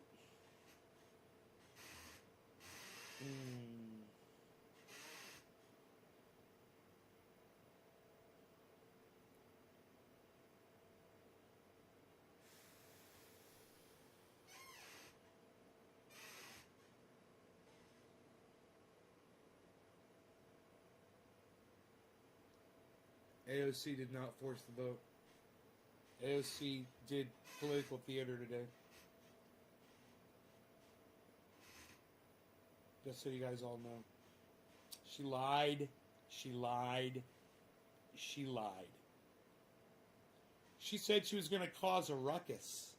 She said she was going to be a one-term politician, if that's what it took, to go in there and stand up to Nancy Pelosi and force a vote for Medicare for all. And she was going to do whatever it took. And she was going to show courage. She lied. She lied. She lied. She did none of that. And in fact, she made it worse because she refused on the first round to vote to try to to set up people like Jimmy Dore and me, right? To have a political stunt. So it looked like she was standing up to Nancy Pelosi, only then an hour later to show her true colors, the cunt that AOC really is. I want you all to really know that. It's important that you guys know that. You know, if you hop on Twitter right now, you follow Jimmy Dore, you follow Steph Zamorano, you know, follow Bree, Joy Gray, follow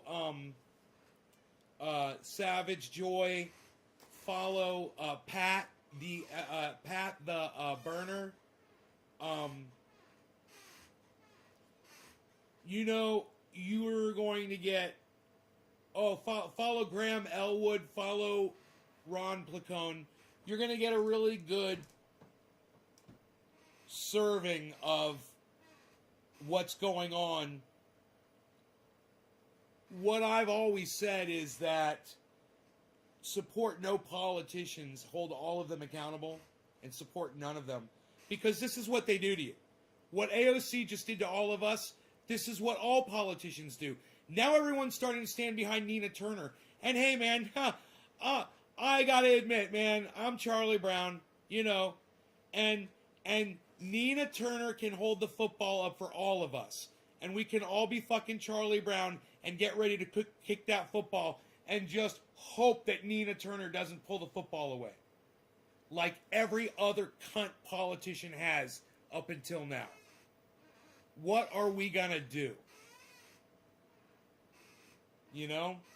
Except be aware. And not be Charlie Brown, man. You know? Don't be Charlie Brown, man. Politicians are gonna politic.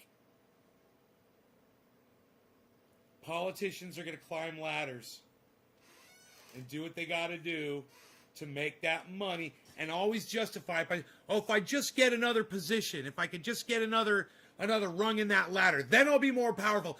Then I'll be powerful enough to do what needs to be done. Oh, you mean like Nancy Pelosi is the most powerful woman in the world?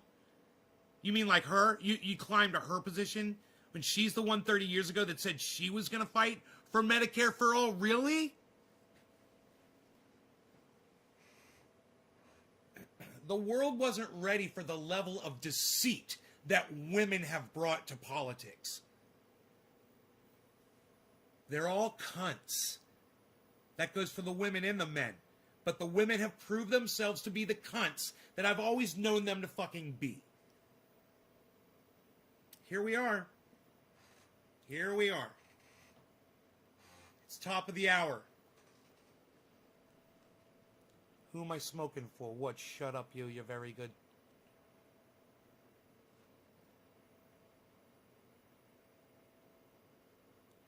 Karen McDonald. I smoked for Karen, so it's Orf. Orf, this one's for you, top of the hour. Cheers, buddy. A little Jack Harrow in my bowl.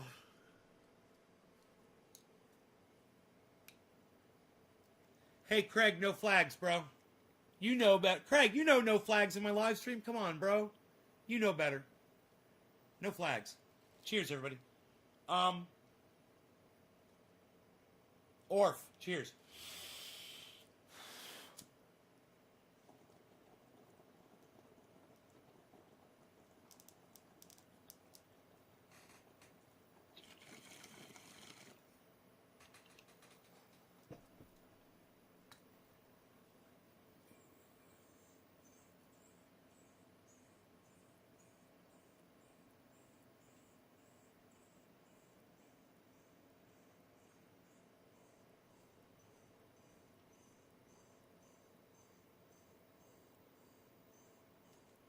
Your apology is accepted.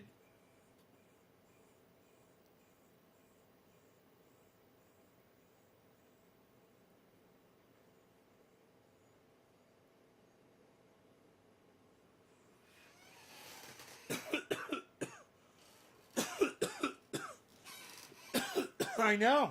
With the COVID and shit going on in the UK right now.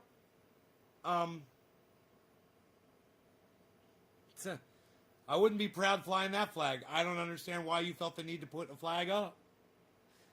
I'd be putting up a white flag, if anything. Help.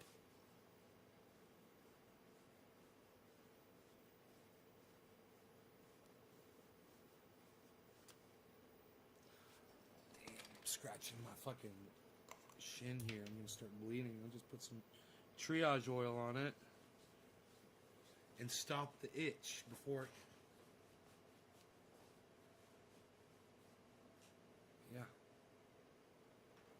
Yeah, nothing to be proud of. Let me tell you something, Craig. We got nothing to be proud of here in the United States either, man. It's so bad. I took a photograph. I put it up on Twitter. Maybe you guys that follow me on Twitter, you saw the photograph of the newspapers. Press number 5. If you saw the Boris Johnson's a cunt. I agree, Craig. So's Donald Trump. They're both cunts. Press number 5 if you saw the tweet that I put up of the newspapers, my local newspapers, talking about how California's getting hitting a record. Did you guys see that? Press number 5 if you guys saw my tweet of those newspapers. Did you guys see my tweet? Nick Brown saw it. Do you guys follow me on Twitter? You guys should do that. You check out that photograph. Check out my uploads. Check out my videos. I put all kinds of good shit on my Twitter feed. You're missing out if you're not following me on Twitter.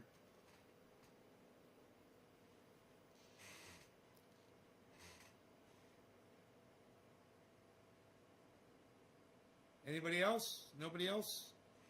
You guys know? You didn't see the picture on Twitter, really?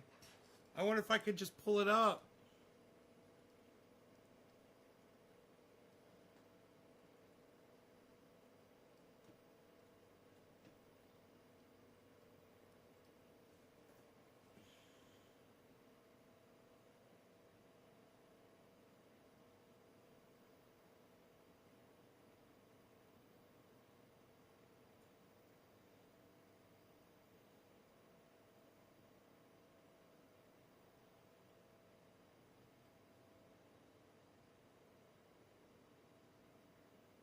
The only way we're going to get universal health care is one state at a time until they have no choice but to...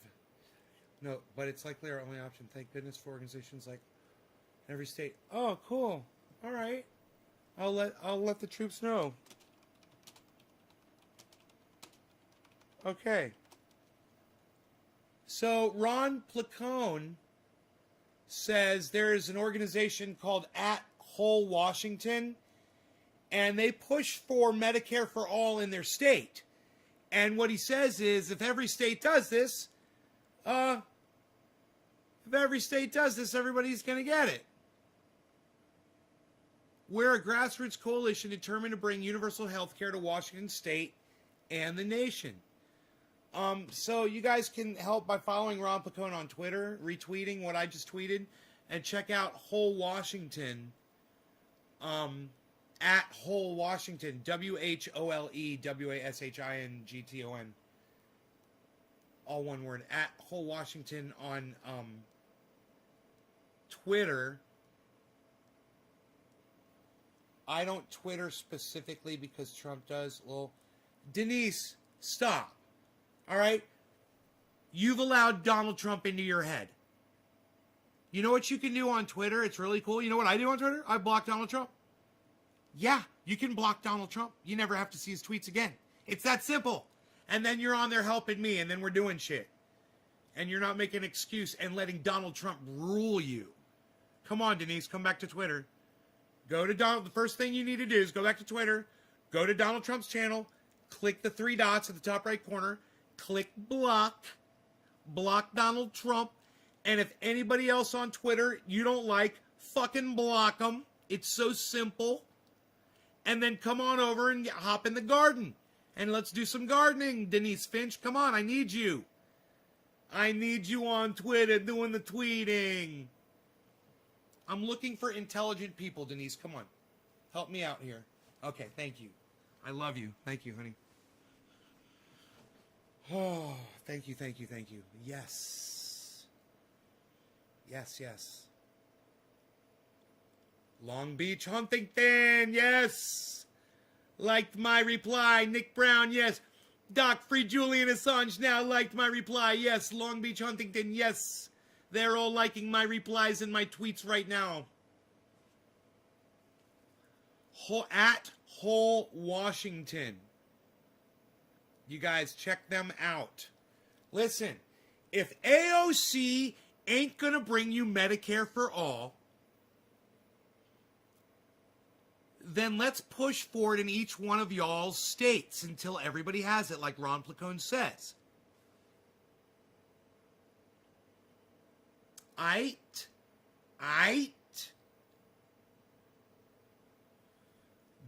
Dej, you finally ordered triage oil? 46 minutes ago, he says he ordered it? What? I sent him some for free. What is he talking about?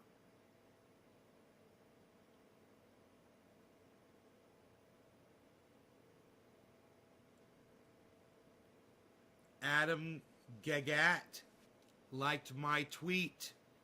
Going live now to cover all of this as it happens.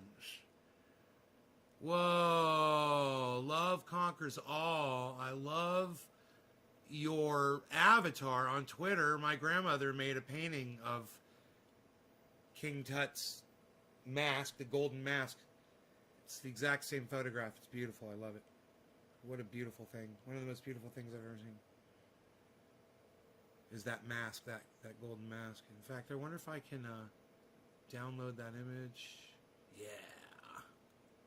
Save image as mask. Let's put that right here. Oh, beautiful, man. I'd love to make that my desktop image. I wonder if I could do that.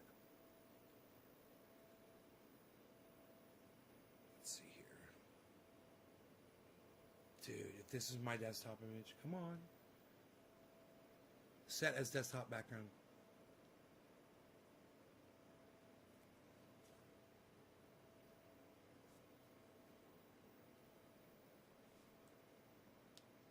I want to fill the screen with it, but that's bad as fuck, dude. My desktop's awesome now, bro. What?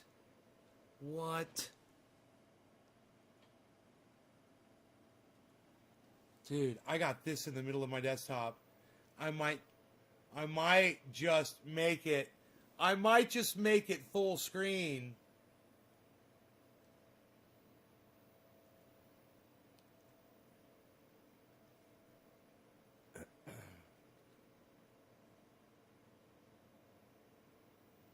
Set as desktop background. Is there a way to control the way you do the desktop background? wonder. That's fucking bad as fuck. Have you seen Nay? Yeah.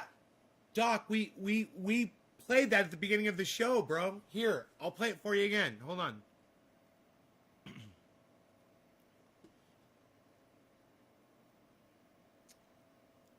God, this guy.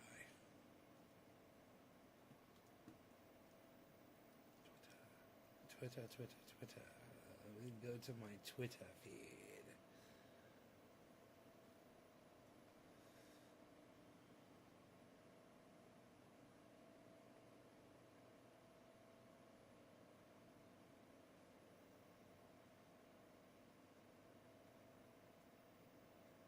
Based on all of this, and there's nothing wrong with saying that, Brad. You know, I mean, having a correct. The people of Georgia are angry, and these numbers are going to be repeated on Monday night, along with others that we're going to have by that time, which are much more substantial even.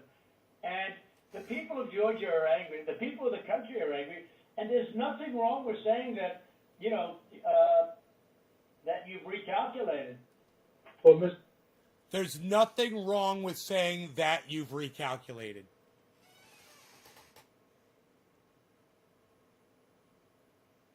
There's nothing wrong with saying that you've recalculated.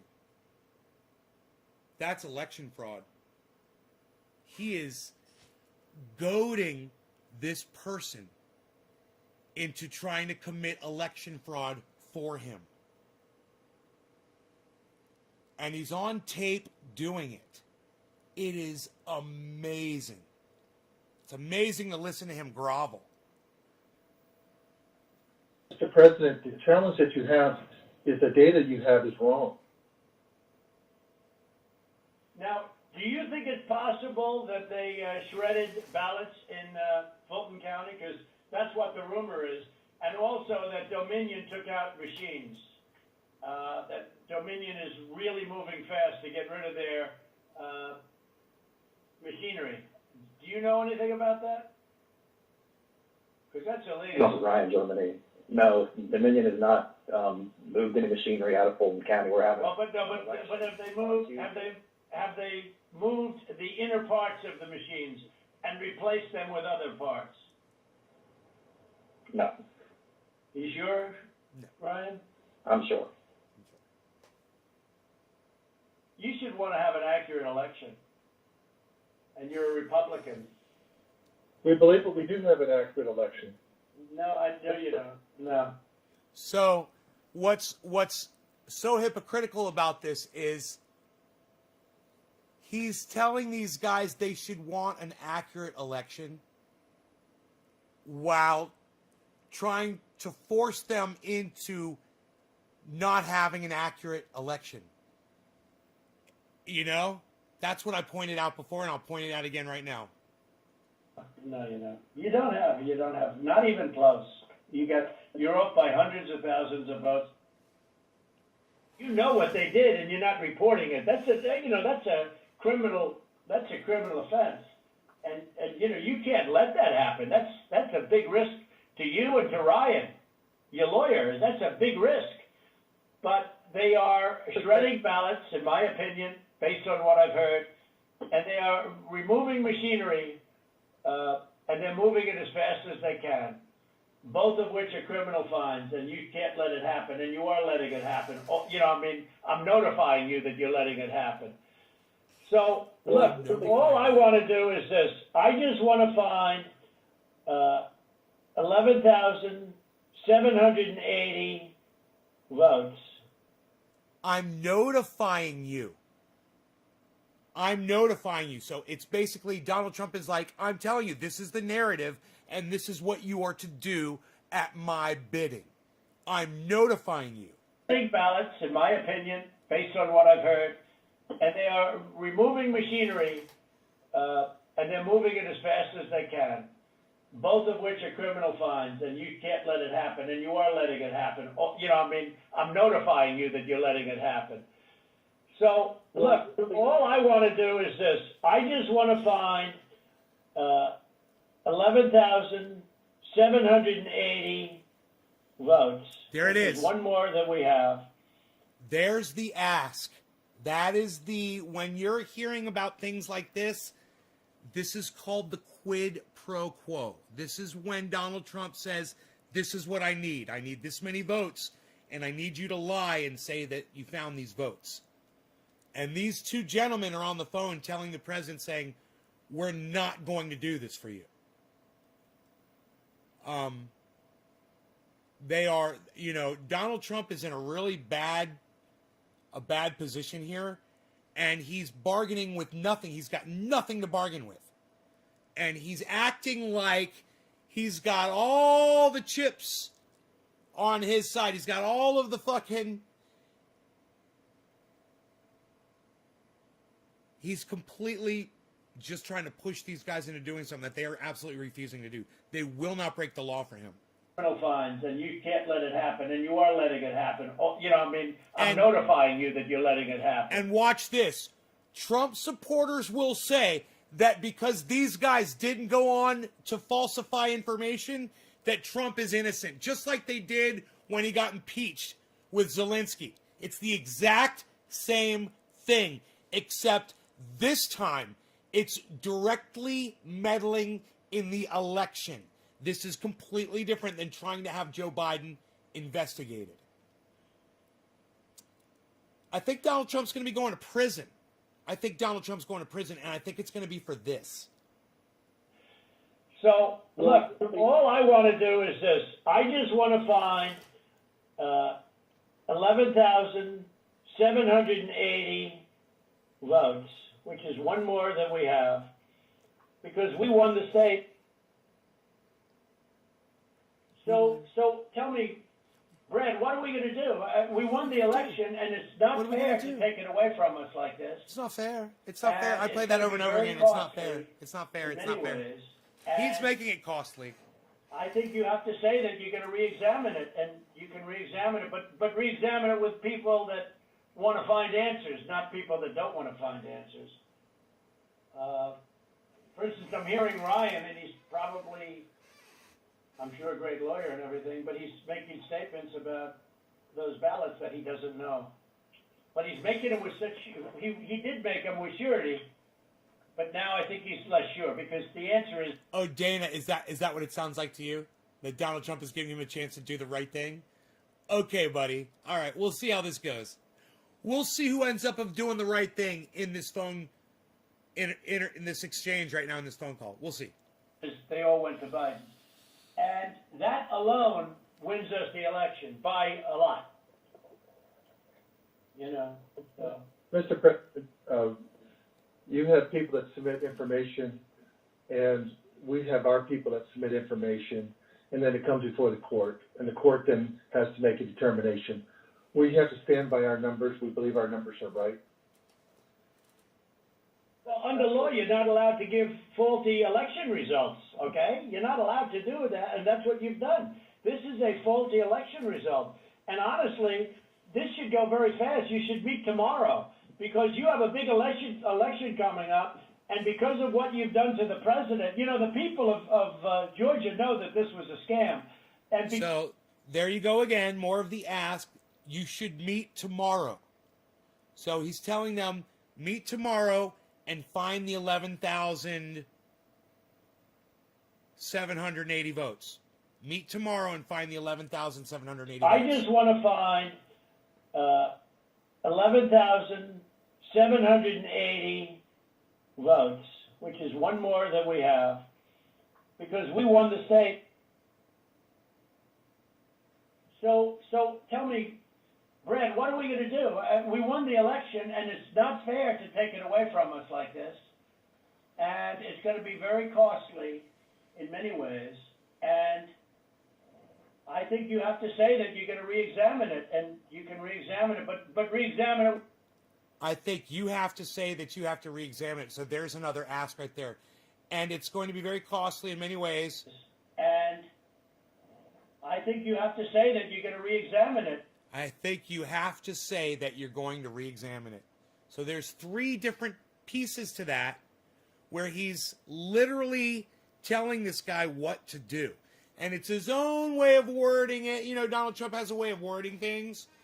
But in a court of law, after Donald Trump is not president of the United States anymore in, 18 days? I don't even know. Wait, the 20th? What is today? Today's the 3rd? 17 days? Almost 16 days now. It's counting down, man. 16 freaking days. 16 and a half days. When Donald Trump's not president anymore, Georgia could sue Donald Trump. But I have a feeling that I think the United States federal government, I think it's going to be United States federal. I think they're going to charge him with election fraud. This is, I can't even imagine what they're saying on CNN right now. I don't want to hear it because I'm sure it's a lot of bluster, but I bet they're going crazy with this shit right now. It's crazy. Listen to him. And you can re-examine it, but re-examine it with people that want to find answers, not people that and don't re-examine it with people that want to find answers. More telling him what to do. Ryan, and he's telling him what to do. I'm sure a great lawyer and everything, but he's making statements about those ballots. And these guys are like, you don't rule us, but bro. He's making them with such. He did make them with surety. You're not the boss but of now us. I think he's less sure because the answer is they all went to Biden, and Yeah, went to that Biden. alone wins us the election by a lot. You know. So. Mr. President, you have people that submit information, and we have our people that submit information, and then it comes before the court, and the court then has to make a determination. We have to stand by our numbers. We believe our numbers are right. Under law, you're not allowed to give faulty election results, okay? You're not allowed to do that, and that's what you've done. This is a faulty election result. And honestly, this should go very fast. You should meet tomorrow because you have a big election coming up, and because of what you've done to the president, you know, the people of Georgia know that this was a scam. And because of what you've done to the president, a lot of people aren't going out to vote. And a lot of Republicans are going to vote negative because they hate what you did to the president, okay? They hate it. And they're going to vote. And if you would be respected, really respected, if this thing could be straightened out before the election. You have a big election coming up on Tuesday. Please straighten it out. If you could just straighten it out. You've got an election coming up. Straighten it out. There is so many instances in that where he is suggesting that these guys commit election fraud. The fact that he is the president of the United States right now, that makes it illegal as fuck. He is in a position of power trying to get other people to break the law for him. And he's caught on tape doing it. It should... Hey, Steven, what's up? It should be...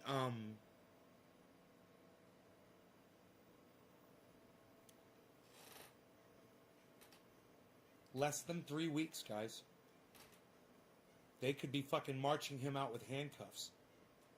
You know, this is a little guilty pleasure of mine, but I am just gonna go ahead and I'm just gonna go peep CNN and just see if they've updated anything crazy about this. I'm sorry that I'm gonna do this. No, that's still it. Trump asks Georgia officials to find votes to tilt election. Trump says, I just want to find 11,780 votes. An extraordinary phone call with Georgia's Secretary of State. What you're saying is not true. Start with this, Schumer. And when are they going to have a legal expert to say if Trump's breaking the law? That's what I wonder. McCarthy gives green light. Carl Bernstein, this is the ultimate smoking gun tape. Okay, here's a legal expert, everybody. Let's see what the legal expert has to say. Carl Bernstein. Looks like from his home. From the home. Carl Bernstein, from the home. Larry King's got COVID.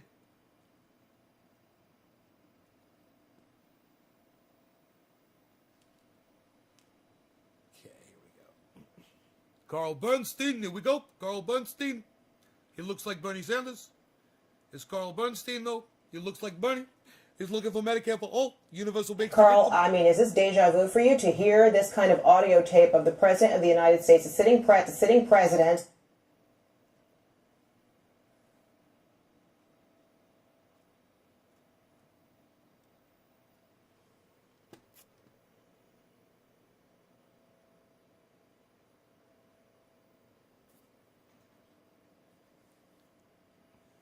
Of course, CNN sucks my dick as far as downloading.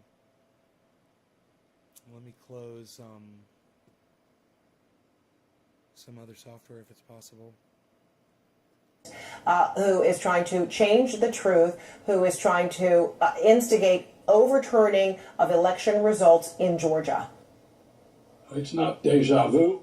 This is something far worse than occurred in Watergate. We have both a criminal president of the United States in Donald Trump and a subversive president of the United States at the same time in this one person, subverting the very basis of our democracy and willing to act criminally in that subversion.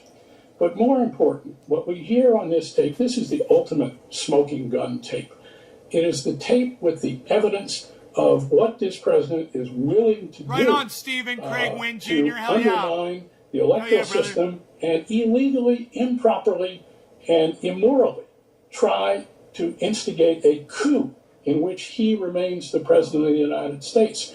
And in any other presidency, this tape would be evidence enough to result in the impeachment of the president of the United States, his conviction in the Senate of the United States, and really an immediate call by the members of Congress, including of his own party, that he resign immediately. That's really what we ought to be hearing from Republicans at this moment. Mr. President, resign. Leave the White House. This is unconscionable. It is wrong, and we of your party will not permit it. Now, we're not going to hear that. We might from a few Republicans, but that's what's really called for here. And the one thing we should recall from Watergate is that the heroes of Watergate were Republicans who would not tolerate Richard Nixon's conduct. I predicted this. You guys could go back and find one of my shows not that long ago where someone said, what do you think is going to happen with Donald Trump? Do you think he's going to get arrested? This is about the medical condition of broadcasting legend and former longtime CNN talk show host Larry. Nobody cares. I said, you watch, Donald Trump is going to fucking do something stupid here in the next few weeks, and he's going to break the law. Watch. Sure enough. As promised, kids. Oh, fuck Larry King. I think I give a rat's ass about that old fucking sock. Psst. Fuck that fucking stank fart. Old man fucking piece of shit. Got fucking COVID. What's he doing? Running around without a mask?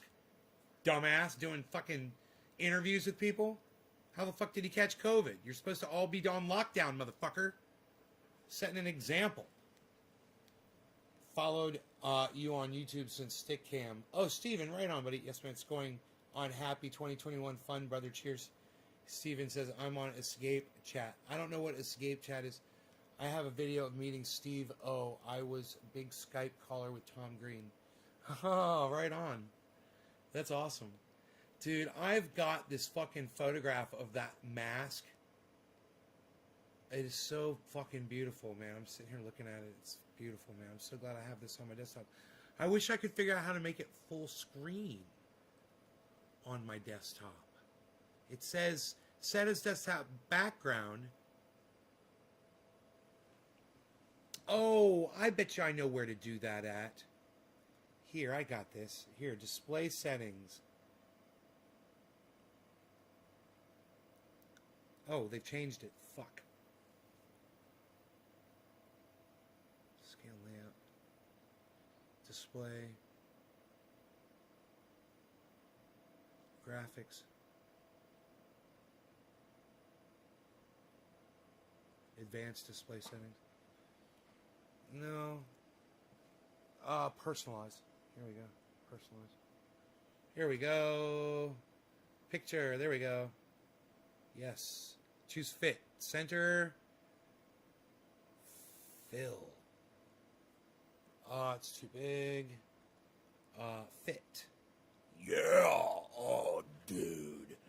I've got the best goddamn desktop background of all fucking time.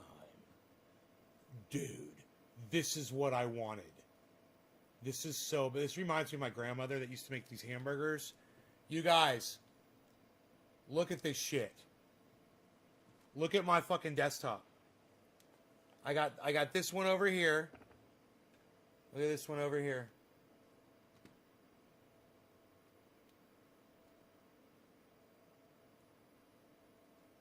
Right? Look at that. My fucking desktop on that screen. And look at this one over here. Look at my big one. That's my fucking desktop image. What? Shut up. That's fucking bad as fuck. Are you kidding me? That is bad as fuck. Shout out to the person on Twitter that has that as their avatar. I stole it right from you. Thank you. It's fucking beautiful for my desktop image. I fucking love it. My grandmother made a painting of this. It's beautiful. It's probably back in my bedroom, and I could probably grab it right now and bring it out here and show it to you. It looks just like that. She did it with oil paints. It's fucking awesome. If I don't have it packed away. Look at that. Look at that. What? Shut up, you. Look at this. Look at my fucking desktop. What? It's huge. My desktop image is huge. Shut up, you. My desktop image is huge. Shut up. This one's not as big. Look, that one's not as big over there. Look at this. But this one over here, this one's huge. Look at this. Shut up, you. You're very good. Yo. You're very good, yo. You're very good, yo. You're seeing the whole thing right here. You're seeing it all, everybody. You're seeing it all. You're seeing it all. You're seeing it all. You love Egyptian history? Yeah, me too. I love hieroglyphics, and I've been to Egypt. I've got papyrus. That reminds me, man. Fuck, dude. I've got some fucking papyrus in the goddamn warehouse. I probably got to get it the fuck out of there and hang it back up on my walls. Let me see. It's not down here, is it? I probably took that shit down. Yeah, that shit's gone. Dude, that shit used to hang on the walls in my hallway. I've got some really nice papyrus paintings. They're beautiful. They're beautiful. Shut up, you. You're very good. Dude, we've been live for like an hour and a half. It's too long. Very, very good. We went right through 420 or something like that. I don't know what we fucking did. Happy 420. I'm high as fuck. I'm good. I'm going to go. Check out my friend Ron Placone. He's amazing. RonPlacone.com, LucyandRon.com. He promotes the Triage Oil on his show on YouTube, Ron Placone. Also, check out my friend Graham Elwood, my friend and a friend of ours and a friend of the show, Jimmy Dore, and his wife, @MiserableLib, Steph Zamorano, @MiserableLib on Twitter. Follow her. Follow Lee Camp on Twitter. Check out Graham Elwood's and Lee Camp's show. It's called Government Secrets on YouTube. Let them know that I sent you. Go subscribe to that channel. Government Secrets. Activist Eleanor. Follow her on Twitter. Watch H.A. Goodman for another perspective. He's not right about his... He makes really poor... It's kind of funny. He'll give you some good information, but he won't give you all the information. Like, he won't tell you that Lynn Wood is batshit crazy. And for that... And he knows Lynn Wood is batshit crazy. And for that, it's fucking hilarious and worth watching H.A. Goodman. He lies to his audience. And Charlie Kirk lies to his audience, too, completely. Just complete false equivalencies all day long. That's lying. False equivalencies are lying. You know? It's really hard for me to come up with a false equivalency as an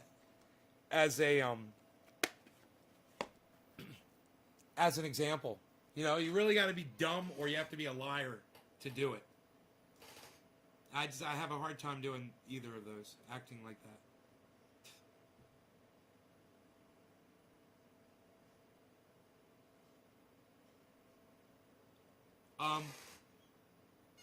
Like here, I could give you a false equivalency right here. My dog goes out in my yard and bites sticks. So because of that, all American bullies should be put to death. That would be like a false equivalency, I think. It makes no sense.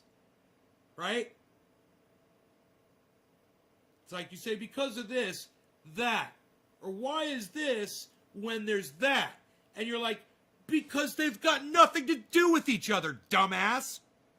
That's Charlie Kirk is a master of spinning those. He does it all day on Twitter. And it's worth watching if you guys would follow Charlie Kirk, because I respond to him all the time. I'm always calling him out on his bullshit. And I would love it if you would retweet my snarky comments back at him, at Charlie Kirk, when you see those. And that's the way it works. When you guys follow both, if you're following Be Real, if you're following Snoop Dogg, if you're following Ice Cube, you're following all those people, and I tweet at them, you're going to see the tweet come up in your feed. So follow everybody that I tell you to follow, okay? And then go follow all the people that you love. And then share the love and spread it around, all right? Look at my dog and my cat getting along. See, we can all get along. They're proving it right now. My doggy and my kitty cat getting along together. Look at this. My doggy and my kitty cat getting along together. Look at this. Shut up. I got chili. I got another half of a Reuben sandwich in the refrigerator. I just remembered. Shut up. You're very good, you. You're very good. You remember the teas. You remembered you got the sweet teas. You're very good, you. You get the sweet teas. You're gonna drink the sweet teas. You're gonna have the Reuben. You're gonna have the rest of the chili with the cheddar cheese. Shut up, you. It's very salty. It's very nice. It's very good. Shut up, you. You're very good. Oh, Anthony, he's a big boy. He can speak for himself. What do you mean I'm funny? He said I'm funny. Funny how? What? Like the way I talk? What funny? What's so funny? What, like I'm here to amuse you? Like what, I'm a fucking clown? What's so funny? Why don't you show me funny? Here, wait. Hold on a second. I'm going to show you funny. This is funny. Hey, what do you think about this? Is this funny? Yeah, I think this is funny. What do you think? You like my sense of humor? That's funny, right? Oh, you don't like the way I talk? Oh, well, look at this. I'm going to show you funny. Look at this. Look at this. Look at this guy. You. Keep standing up, you. He's good. He's good. Him. He's very good. I do not test the waters. I let him go where he's going. He's very good, him. He's very good. Anthony, let him go. He's very good. Anthony, sit down, you. Anthony, shut up, you. You're no good. Shut up. Let him go. He's very good. Let me go. I'm very good. They fuck you at the drive-thru. That's what they're going to do. They're fucking you at the drive-thru right now. They fuck you at the drive-thru. You got to get really high up there. Now my voice is getting a little higher, so it's good. I'm starting to get... My vocal cords are healing up from some damage that I've done to them over the last month or so. Maybe I'll be able to start doing... Phil Swift here with Flex Steel and the entire Flex Steel family of products. Almost. It's getting better. Billy Mays here with OxyClean and the Power Oxygen. Could you imagine if I fell backwards in my seat again? Dude, did anybody go back and watch that? I never did. I forgot to go do that. Psst, I need to go do that. I need to go watch me fall backwards in my chair.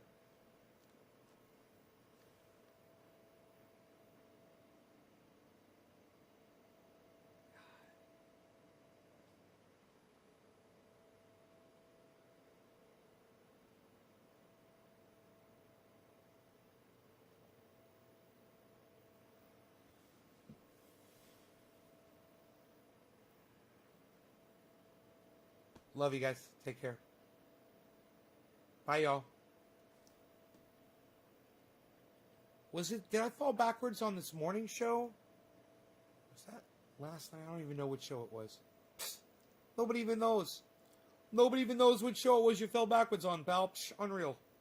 Unreal, pal. Nobody's even doing it.